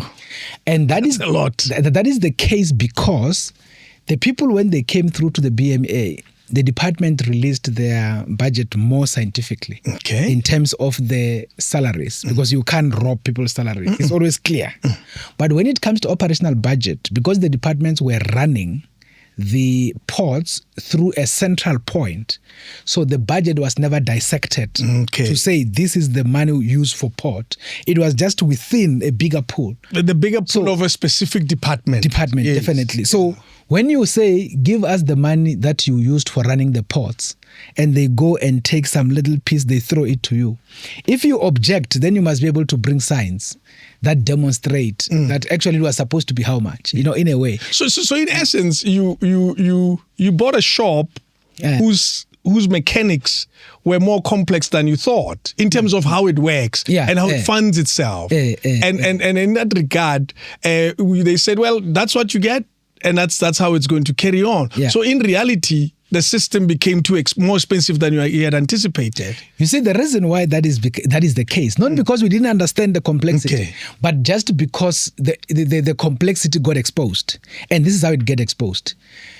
If the Department of Home Affairs is doing some immigration work and there is another pressure of some sort in the front line, because they're a big department with bigger other issues, they could always go and take things around and then throw them into the ecosystem and still manage the situation. But now you no longer have that background or that back office. Now you have that completely dissected. That's it. And it is on its own as it is. And now it must be able to deal with the issues. Typical example, if, for example, there is to be a big activity in the country whereby there must be additional people required. World Cup. World Cup. Yes. They will go to the provincial offices and go get people and send them to the port. Got you. You can't do that. I can't do that. Because you don't have the offices. I don't have those people. I don't have those offices. And that is what was happening. It doesn't mean those people are working for the post. No, they just get sent there for a period and they get taken out. So that is why now, for me to survive, because there's no money to cover that space, I even had to now start operating by some kind of agreements. I mean, in Gauteng for OR Tambo, a lot of noises because there are big people who travel there. Midnight, people go queue for an hour there. They start making noise. You get phoned and everything. So I said to Premier Lesotho, Premier, give me Mapanyaza, because I see here that there are discussions here, and it's in the news today. And they don't seem to be having some like there are some issues around it. Give the guys to me in the meantime. So he gave me 80 Mapanyaza. Wow. We trained them as immigration officers. We then employed them in the BMA. He still pays their stipend, and they are working at OR Town. What? So, but in essence, you should be carrying that cost. No. But I remember the reason why I go to him is because I don't have the money to carry the cost. Gotcha. Because remember, maybe let me put it this way. There is no shortage of human resources in South Africa. No. The issue here, which is a common denominator, is just money. So meaning, if I get the money, I can get people in seconds. So even in this instance, for us to go to him is just for him to carry the cost, for us to use the human resources. We did the same in Cape Town. I mean, the mayor that side, the premier that side, when it is this tourism time, there used to be complaints about people queuing at Cape Town International Airport. And I said to them, unfortunately, the complaining without intervention is not helpful. Let's look at this and work together and do something. Yes. And that is how then they gave us around 50 of the people from the municipality that side and the province. Wow. We deployed them in Cape Town International, and we have been able to stabilize that situation. So those are the things that we have to do to be able to deal with the issues. So the main thing that we are struggling with is purely investment. Yeah. Now, you were asking how much are we talking about. Now, the current, which is what we submitted to Parliament, we submitted to Treasury, is around 4.3 billion. We then said, if you give us the 4.3, 40% of it we will use it to augment our staff complement. Remember, we are now 2,600. We are supposed to be 11,200 according to the structure. That's a huge shortage. So we are 8,500 short. And therefore, we are 25% capacity and we are 75% short. So if we get the 4.3, 40% of that will go to human resources. It will enable us to bring all the specialists, agriculture, environment, health, as well as immigration, but also frontliners, which is the border guards. Once we get that sorted, 30% of it, we will take it to ICT investment, to invest in ICT, update the systems, and make sure that we have a better, facial recognition machinery, and stuff like that. And then the last 30%, we are going to use it for just general tools of trade. The vehicles, of course, the cars. All of those kind of things for the purposes of and you've deployed quite a lot of technology in what you do. The drones. Yeah, the drones. And you don't have many, is it? No, there are only 4. Actually, the premier... I have 4 drones here. I can borrow you 2. So the premier of KwaZulu-Natal, Premier Tuli, at least assisted. He bought 1. Wow. And the reason why he bought 1 is because he hears that we have drones and what, and he will deploy them in the Northern Corridor, Bedbridge, Eastern Corridor, Limpopo, and then sometimes Maseru. He said, but when are you bringing them in Northern KZN? Tawe Lingana area, because there are problems there. I said, but Premier, we don't have. He said, no, fine. If that's the case, I'll buy you. So he bought 1 and we deploy it. And these are high-tech drones. No, these not are these small ones. No, this one's taking pictures. No, that was selfie. No, this is high-tech stuff. Yeah. And by the way, with AI, it's able to recognize even if a person is hiding under the bushes, that there is a human temperature. Because it can get this temperature and all of that. Yes. And the good thing is also able to count the people. No. So once it checks the group, it can tell us that there are 10 guys coming. So when we send our response team to go intercept, we know how many people we are supposed to deal with. But more importantly, we are able to zoom on the facilitator through the drone. Never. And then once it zooms on the facilitator, because how do you see a facilitator? Always in front of the pack, always on the phone. And then we are able to monitor, that is the facilitator. So the reason why we isolate facilitator is because when we arrest the facilitator, remember the rest of the people we deport.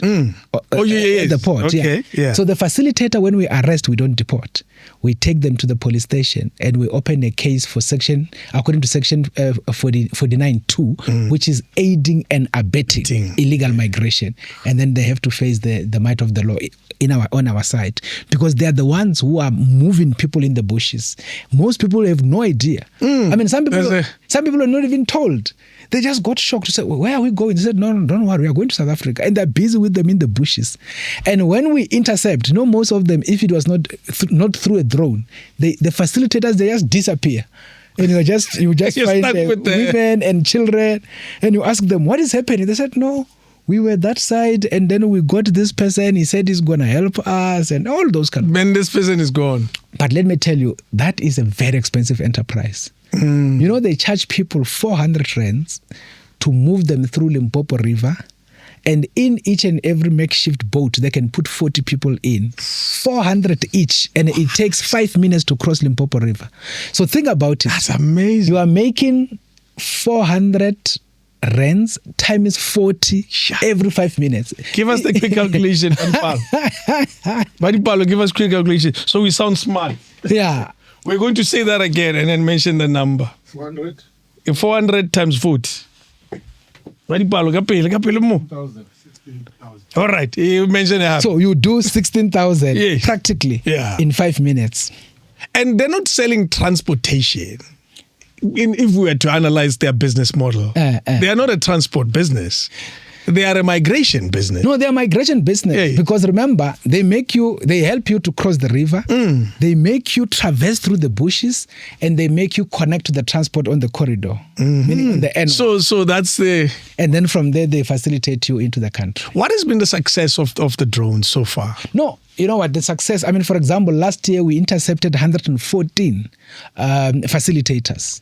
And 114, and then we made sure that they go through the court system, not just only in the North Corridor, everywhere. Yeah. This year, 138 And I'm talking January until around Good Friday time. 138 facilitators. And all of those, we make sure that they get dealt with in the court system so that we also disrupt the business. The reason why we saw a 24% decrease of people attempting to enter South Africa illegally is simply because we have dealt with the facilitator. The only problem is they don't get finished because they keep on... There's a new facility. Yeah, they keep on being generated. Yeah. But all of these are the things that we do. In terms of the numbers of people that we've been able to stop, I mean, I've been talking to the colleagues to do the aggregation. We have just surpassed 1 million of people that we have been, and I'm talking here from 2023, 1st April to date, over 1 million individuals who've tried to get into the country. Definitely. And we apprehended and then we facilitated them. Actually, we deported them out. And we had to make sure that they are fingerprinted. We then V-list them and we banned them for not being allowed to re-enter South Africa for the next 5 years. And they were all pushed back into their countries. Are these numbers shocking to you? No, the numbers are not shocking on the basis that it was the norm. I mean, we talk here about, if we can maybe look at 2008 as the first time of this. All of this.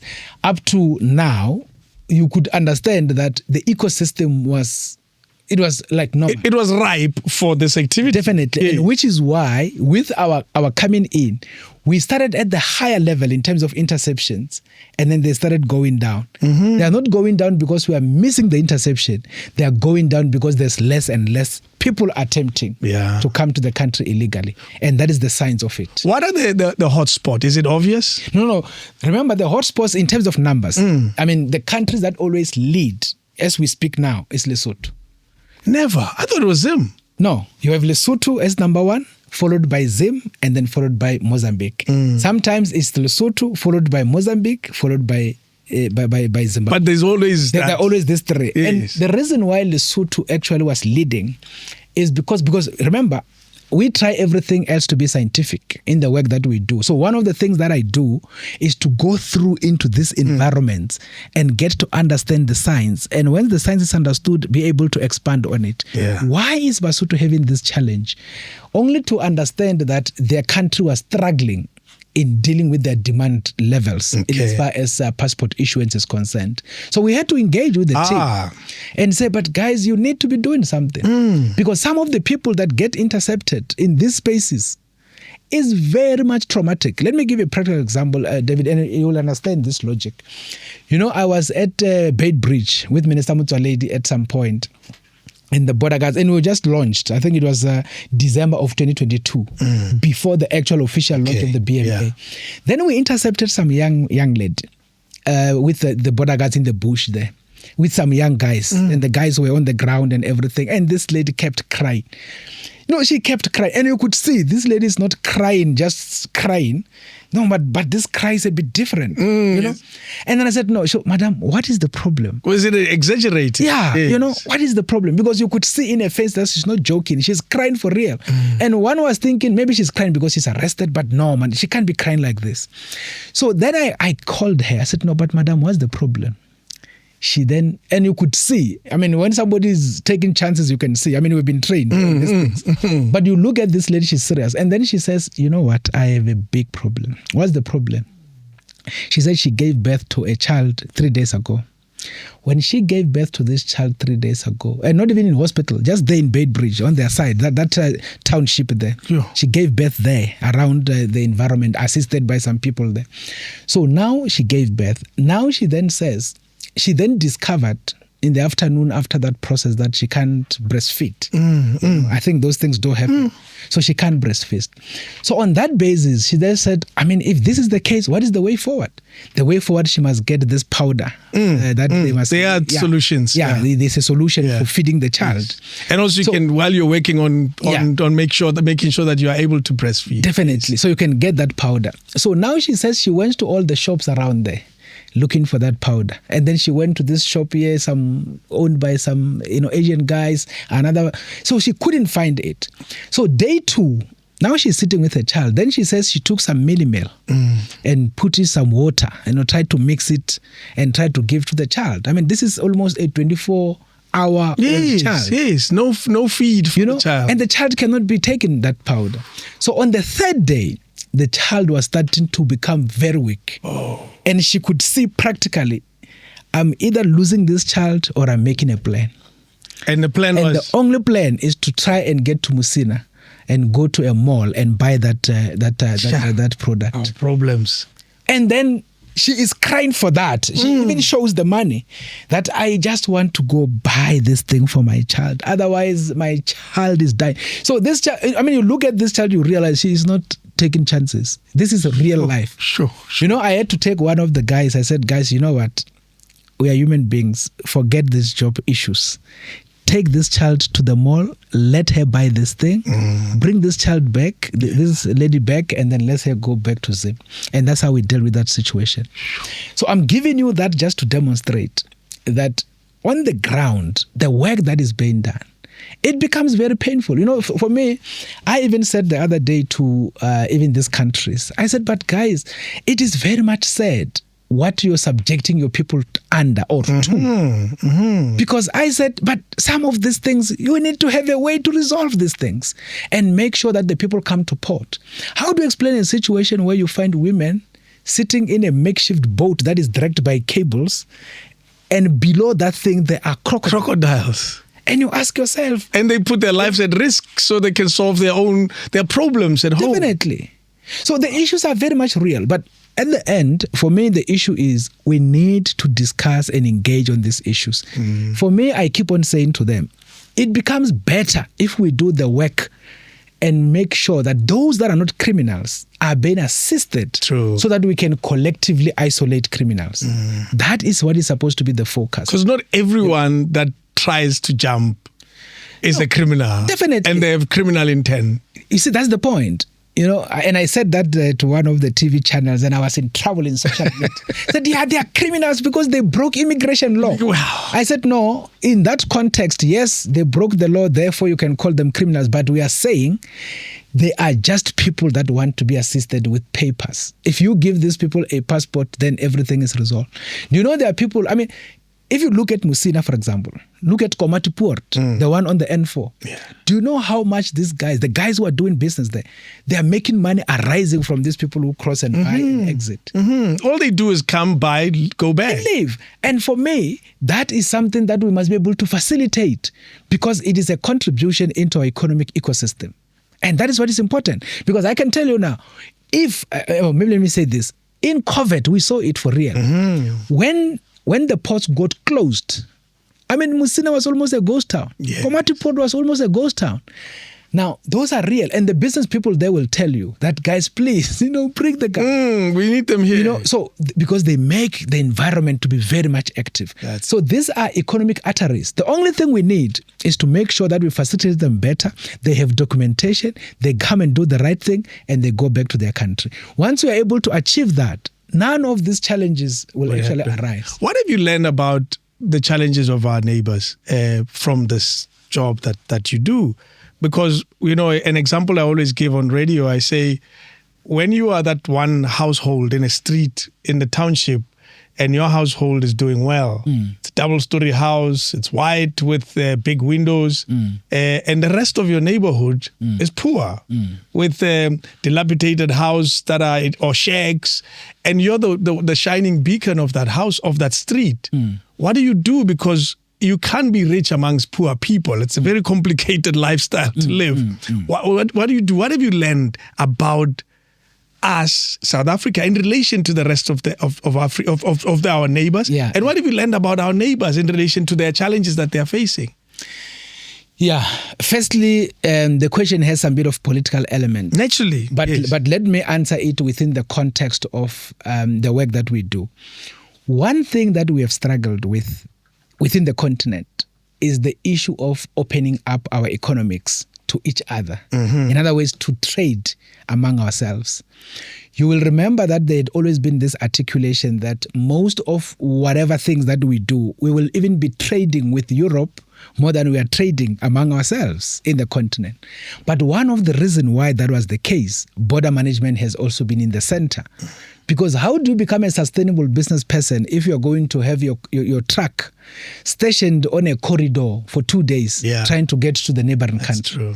I mean, there is this guy who is a rich person in Nigeria. I think they call him Dangote. Mm-hmm. He was given an example because he is in the cement business. Mm-hmm. And he says, but how do I thrive in my business enterprise if my truck is going to be carrying cement trying to get to Togo or wherever for almost 2 weeks? He said it's not sustainable. Therefore, it's either I just close shop or else I just take the stuff to the European side. That's it. That is the problem. So for me, the issue is we just need to be able to assist the ecosystem by opening up the environment, remove what is called the non-tariff barriers at the ports. Because sometimes if you look at the cost, even to cross to some of these countries, it's very hectic. Do you know the reason why some of the trucks are moving away from Beit Bridge? They're going to Groblersdal Bridge, the one on the northwest, and they go to Botswana. They go through Kazangula, get to Zambia, and get to the continent. It's because you are to pay around 6,000 to cross to Zimbabwe if you're on a commercial truck. So that is an expensive enterprise just to cross. Now, with South Africa, and I know somebody was saying the other day, so now we don't charge anything. So we don't charge anybody anything, because we are trying to remove this non-tariff barrier issue. So these are some of the fundamentals. So for me, what we have learned is we must be able to work together and actually, lack of a better word, take advantage of what others have that the others don't have. That's it. Yeah. I mean, a typical example, in Mozambique, there is a very serious deposit of gas, and we need gas. Yeah. Very much. We can get cheap gas from, Yes. And then we look at electricity in Mozambique in terms of Cahora Bassa. You just need to up that particular importation that you are doing from that side, even when we had load shedding and stuff like that. I was just with Botswana just 2 weeks ago with the president in a binational commission. Yeah. Part of the discussion was around collaboration on energy issues between us and Botswana, for example. Similarly, the issue of our collaboration around issues of agricultural products and stuff like that, which is just basic agriculture. All these opportunities are there. So the only thing we just need to do is to make sure we collaborate better, and we are able to then advance economics better. And once we do that, we'll be able to up even the stability of our currencies. And that will ultimately enable us to be able to assist each other. But you are not going to perfect it completely. No. Hence, even inside South Africa, we still have internal migration. You know that? No, of course. Yeah, people will come from other provinces to Gauteng, to Western Cape. And so those issues cannot be completely eliminated. But you can be able to do something. That is one of the reasons why we are going to look at these ports. Yeah. Open them up and make sure that the movement of goods becomes easier. Our intention is not to have a truck stopping at the port. By the way, we talk about one-stop border post for people movement, where we co-locate and process people once. But when it comes to trucks, they will be cleared inland and they'll just drive past the port. They don't have to stop. Incredible. We're not there yet. No, we are not there yet. Yes. But all this is very much on paper. The reason why we are going to open the ports is for us to be able to have those green lanes set up, so that at least we know when the truck comes. We are busy now working with SARS. We are putting them in a group called Authorized Economic Operators. These are what we call trusted traders. They don't have to stop. Yeah. They just have to go through in terms of, and we are moving to achieve single declaration. Okay. And I know some people were saying, yeah, but your single declaration, you are sharing information with a neighboring country. What will that do to our national security? I said, guys, you can only argue in that way if you have no appreciation of what national security means.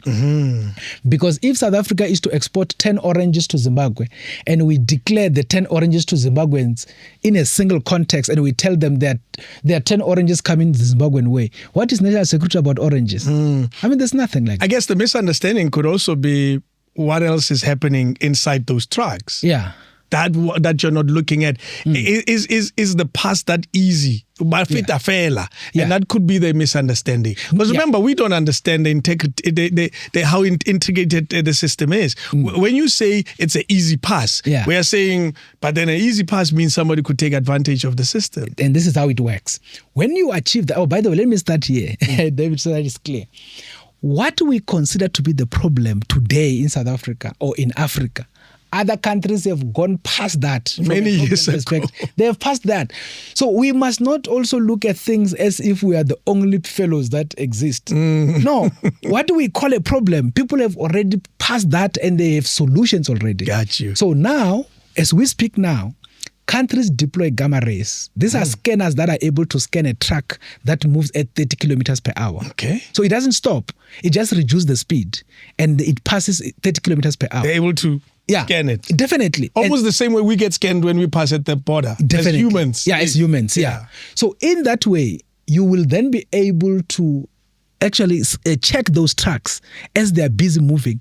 And if there is any issue of concern, you can be able to actually activate your counterpart. Gotcha. But as I said, this will be trucks that are enrolled under authorized economic operator. What that means is these are what you will generally call trusted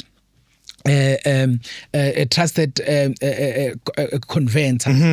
In a way, what it means is if you are found to have actually broken the law, in other words, you are found with illicit goods, as an example, you get unrolled from you get removed from the authorized economic operator list. Wow. And you go back on the normal side. The loss is much greater for you as a business. Definitely. Yeah. And that is why we are saying there must be an incentive to be a law-abiding business person. Yeah. So you are law-abiding, you can't stop at the port. You just have to move and make more money and move. Then the moment you are found to have subverted that, then we unroll you and then we bring you back to the normal side. And that is what we are looking at. So all of these things are things that are on paper. Ish. For us to implement them, we had to have this public-private partnership first for this post to be rebuilt. Because remember, these ports were inherited from apartheid past. They were never built for high volumes of people. No. They were never built for high volumes of goods. So these ports were built during that time. Their only thing was security. That's why they build them on rivers or they build them on a mountain gorge. If you go to Limpopo, it's just on the mountain. Explain that thinking. So the thinking was the apartheid government, when they were building the borders to protect South Africa, they built them in an area where it will not be easy. To access. Yeah, to access. Yeah. And they build them in a way that they'll be able to monitor the entire ecosystem. Okay. So it's probably elevated. Yeah, it's elevated. Yeah. So it's either for example, if you think about our port names, it's Bait Bridge, it's Grobler's Bridge, it's Maseru Bridge, it's Fixberg Bridge. So they are all on bridges of rivers. If not, it will be Kasha's Neck on top of the mountain. It will be Libombo on top of the mountain. So they build them in a way that they will do observation easy. But now we have to integrate the region. We have to integrate the continent. We talk about the North-South corridor. So based on that, now we must be able to say we move these numbers of people. We move this number of trucks, this number of small vehicles.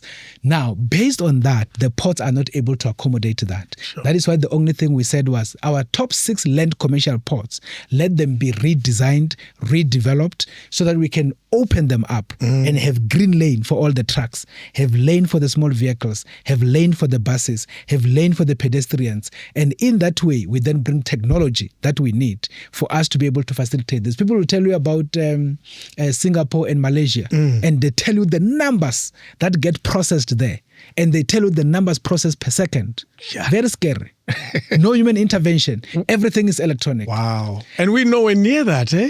I'm telling you, we just need investment to get there. It's very easy. So once you get there, that is why I'm saying there is no shortage of solutions in all of these issues. When people talk about a borderless Africa, that is what we must be discussing. Yeah. Because we must be discussing how people move at a border as a place of transition. In other words, you are transitioning from being in Zimbabwe to being in South Africa, but without much distraction. That's what we must be talking about. But we must not be talking about something that sounds lawless, sounds confusing and stuff. We must be talking about the way in which people are to be processed in a way that is painless and it is actually effortless. And the only way to achieve that is to have technology deployed, and technology will do the rest. I mean, a person comes with a truck. Through facial recognition, the camera already goes to his head, and then it processes him to have exited the country. Wow. So it's an immigration work through a camera. The car, it gets open the boom by number plate recognition. It's part of the AEO, therefore non-stop. It opens the boom. In other words, you process the truck by number plate and you process the person by the face. And then from there, it's immigration. And you've done your scanning, you make sure that doesn't have illicit anything, all of that. The work that you do is in the back office. Yeah. So in the targeting center, you have people sitting in there and checking all of that. When something gets flagged, then you can be able to stop it. Then you now have human intervention. So those that comply, you don't have to worry about resources. Why? Because you will only interface and activate resources when there is a need to do so. And that's what we are talking about. There was an interception of high volumes of drugs recently, a week or so ago. When is drugs at the airport or wherever at a border? Where does your role begin and end as BMA? I imagine you are the first people to interact with this scenario. But then where does the SARS comes in? Where does South African police come in? What happens in that little scenario? Yeah. So basically, like I said, we are responsible for the movement of goods. And the law is very clear. The reason why it used the word goods instead of using the word trade is on the basis that trade is more the legal aspect. In other words, trade, it is an element that is encompassed in the goods element. So we are responsible for the bigger picture, and then you will then have the trade aspect. And the trade aspect then becomes customs aspect. Yes. Because there must be declarations. That's a SARS. Yeah, it's a SARS aspect. Yeah. There must be declarations. There must be tax out of it. And that is how it works. Now, obviously, we are then the frontliners. Therefore, when we pick up something that is not. I mean, somebody was asking me about the same consignment. He said, were they labeled where they were going?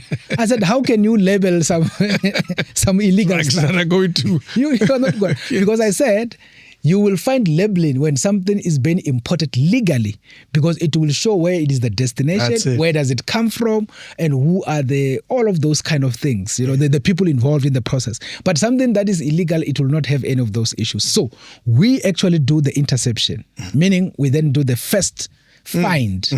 Once we get the find, then we then activate the experts. Yes. Because remember, you cannot have people sitting at the port. I think this is the other problem of multi-agency approach, where you have the drug people sitting. Every day they go to Oartom to go sit in case they are... And wait. So what are you wasting resources? Sure. So what do? You basically say, once there's an interception of this nature, then we have direct line to the relevant teams. Okay. Like in this instance, we have direct line to every province. So in this instance, it was in Beitbridge. So we had to call the Hawks from Polokwane. We had to then activate the detectives. They come with expertise. No, they come with expertise in terms of dealing with the drugs. Got you. That is why they are the ones who will give you even what this drug is. So it doesn't form part of what you're supposed to do. No. Yeah. So when we do the interception, we activate the experts. We bring the experts to the ground. And then the expert takes over what we now call a crime scene. So now they take over the crime scene. The people will have been arrested sitting down there, but those particular people will now have to be now processed by SAPS. Do you have arresting powers? Yeah, definitely. Yeah. We arrest, we do everything. We are, by the way, in terms of the model, Section 1993 of the Constitution, being created as the Border Management Authority, we are 50% military, 50% police. Wow. So we do direct confrontation in case there is some organized people that will want to threaten the country. But of course, if the environment becomes beyond us, then we activate the military for the purposes of border protection and border safeguarding. So remember, the defense is there to protect the republic from invasion. Yes. Not necessarily to run after a 90-year-old Zimbabwean trying to enter the country illegally. No. That is border management. So we are able to do direct confrontation if the people are organized and they are being a bit of a threat. But we must also deal with the softer side, which is the police side. When you have now a 90-year-old trying to cross the border illegally, you have to handle that. Arrest them as like a service of some sort, get them to the port and process them for deportation. Okay. So hence we are actually balanced out. You are a third unit of... We are third national armed law enforcement 100% in the Republic. Yeah. So military, police, and then yourselves. Yeah, definitely. So hence I'm saying our posture is we are 50% military and 50% police in terms of our creation as well as our work. So that means you don't just hire randoms like myself who wants to join you. I have to go for training. No. Remember, we have different streams. I mean, we can hire you to become an immigration officer. Okay. So that is that I don't need training for that. We call that specialized function. You can come with your master's in environmental science. Gotcha. You become an environmental biosecurity expert. Or we can hire you with a master's in agricultural science. Then you become whatever. Or you are a medical doctor, which is a veterinarian, like doctor for the animals. So those are the softer side. And then there is law enforcement side. That is where now it becomes more hard. It becomes more active. And that is where then we have Yeah, where you have to run, jump walls and stuff like that. That is the law enforcement. I hope you check if, because regain weight, we join you. Yeah. Really fit. Yeah, later, life is nice and I gain weight. Yeah. I hope it's continuous assessment. No, definitely. In terms of the BMA Act, we are meant to have a college, and in the college, we have to be doing those refresher trainings. Okay. But in the meantime, because we are still building the organization, we then created a partnership with RTMC, the Road Traffic Management Corporation. They do have a very big place there in Captain Park, and that's where we take our guys for training, including even in terms of firearms retrainings, refresher trainings. Remember, they must do that on an annual basis to make sure that they are still grounded and they're still able to handle the firearms appropriately. So we do that all the time. I want to conclude with this question. Are South African borders porous?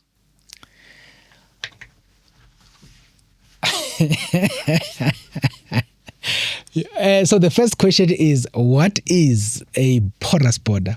So a porous border, it has holes. Definitely. Yes. So a porous border, because I want to define it exactly as you're asking me. A porous border is a border that enables a person without requisite documentation to either enter or exit the ecosystem. I don't want to say easily, but kind of, Illegally. Yeah, in a way. Yes. So on that basis, I can say that yes, because there is no a barrier that you can effectively cite, you cannot necessarily say they are not. Okay. You cannot say because there is no fence. Yeah. Let's use that example. So that is the basic reality. But even if you can have a fence, it does not mean that the existence of robust borders, it will mean zero migration. Okay. Zero illegal migration. In the same way that the existence of the Border Management Authority should not be seen as a demonstration of zero illegal migration. In the same way that the existence of the sovereign police services does not mean zero crime. So the reality of it is the ability to manage the ecosystem and make sure that there is some bit of control and rationality in the environment. Because people will try, whether the system is blocked or not. Yeah. Even if you put a fence or a high wall, someone will try to jump it. Definitely. The question is, will they be successful? Yeah, and then based on that is where then the management kicks in. And at least in that way, you can't say they are porous. They are not. On the basis that there is something that actually serves as that barrier. And through that, you are able to then manage that environment. What do you find is your biggest, or our biggest, as ordinary South Africans, misunderstanding of the Border Management Authority? The biggest misunderstanding is when people think that the Border Management Authority must be found in the city center of Johannesburg. Doing looking what? for illegal migrants. So that is the biggest misunderstanding. And that is why we keep on educating South Africans and say, no, the Immigration Inspectorate of the Department of Home Affairs, which has nothing to do with you. It has nothing to do with the BMA. It is created to deal with internal immigration management. You will realize they are the ones who will be managing a place called Lindela, where they will arrest somebody illegal. They take them to Lindela. The reason they take them to Lindela is to aggregate the people. Because, for example, you can't hire a bus to take 10 people to out to Malawi or to DRC, wherever. So you need to first congregate them until they get to a particular number, then you can process them for deportation. So that is what they do. So that is illegal immigration. That is inspectorate. Now, in other countries, when they created their Border Management Authority, like us, they also gave them the internal mandate. In our model, they made sure that we get separated. Typical example, there is CBP in the US, but there is also ICE. ICE is Immigration and Customs Enforcement. We know it well. So that is the one that deals with issues internally. Yet there is CBP that operates out there. And that is Customs and Border Protection. So that is basically the essence. So countries actually adopt different models. And that is a political policy issue that just needs to be looked at. So if somebody would want us to adopt, like for example, to change, then you need to change the law for that to happen. But for now, Border Management Authority does not necessarily operate inland. Interestingly, somebody, actually, when we started in 2023, somebody big, my senior. And this person asked me, he said, Evan, so you guys are supposed to be in Bedbridge doing the work, but I've seen your cars busy roving there around Captain Park. What are you people doing there? I said, oh, so you don't know that there is a border in Captain Park? It's called OR Tambo. So people sometimes when they talk a border, they imagine the fringe of a country. Definitely. Yes. And the fact that OR Tambo is a border, they don't know. The fact that Lanseria is a border, they don't know. Shaka. Yes. And that is why sometimes even when people can use a general concept of saying there are no borders in Europe, it couldn't be true, because if you fly to Madrid International Airport, that is a border. Border point. They actually do border management activity, which is access control. You have to produce your passport. You must produce your visa. You must be scanned health-wise and everything. All that work is border management. But the problem is people then conflate that together with issues of the borderline, and that's where the problem is. I want to conclude and ask you, do you enjoy this job? No, that one is a difficult one. It's a very difficult one. I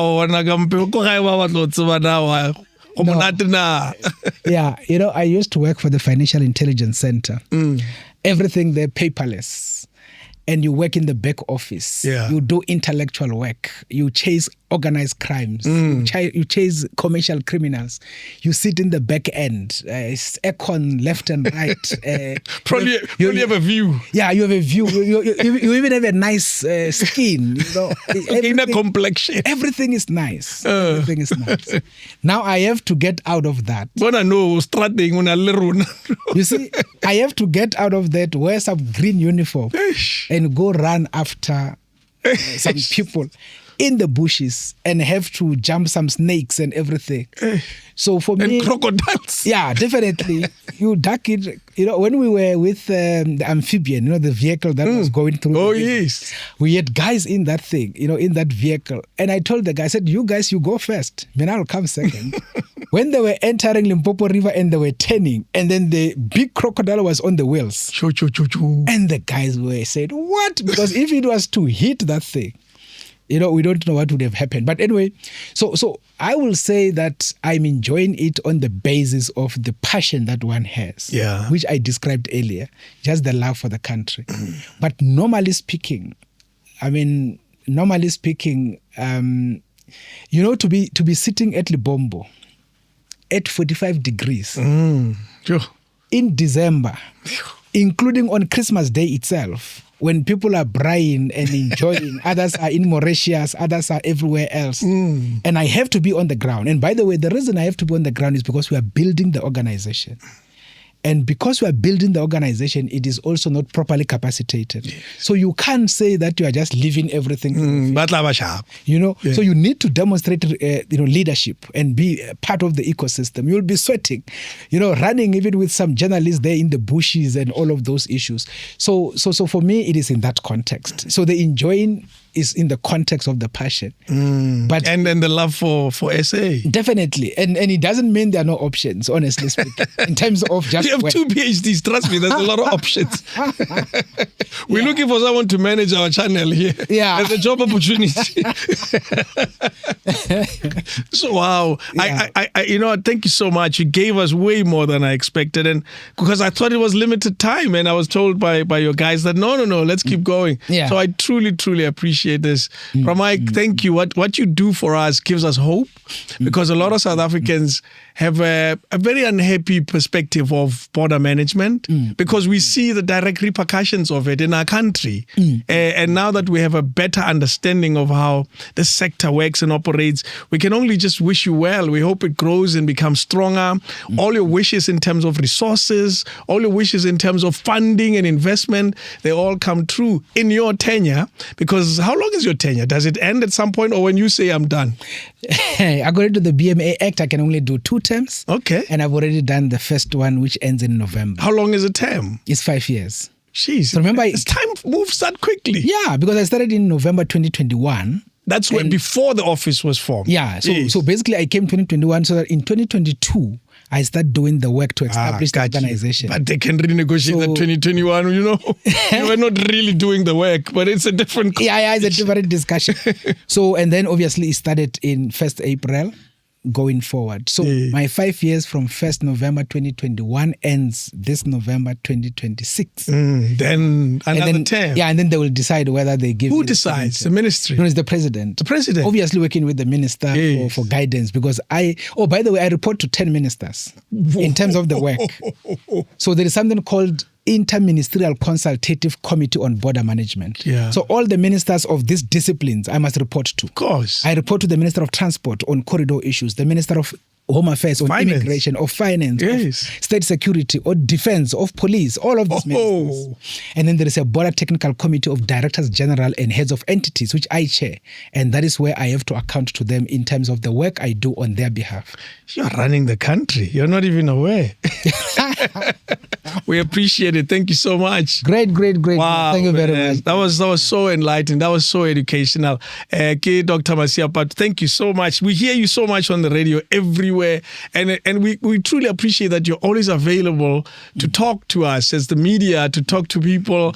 I hear you more showing more power in the afternoon very often with Tabiso. Yes. So we truly appreciate it. Thank you again. Awesome. There you have it. Wow, that was something else. King David Studio Podcast.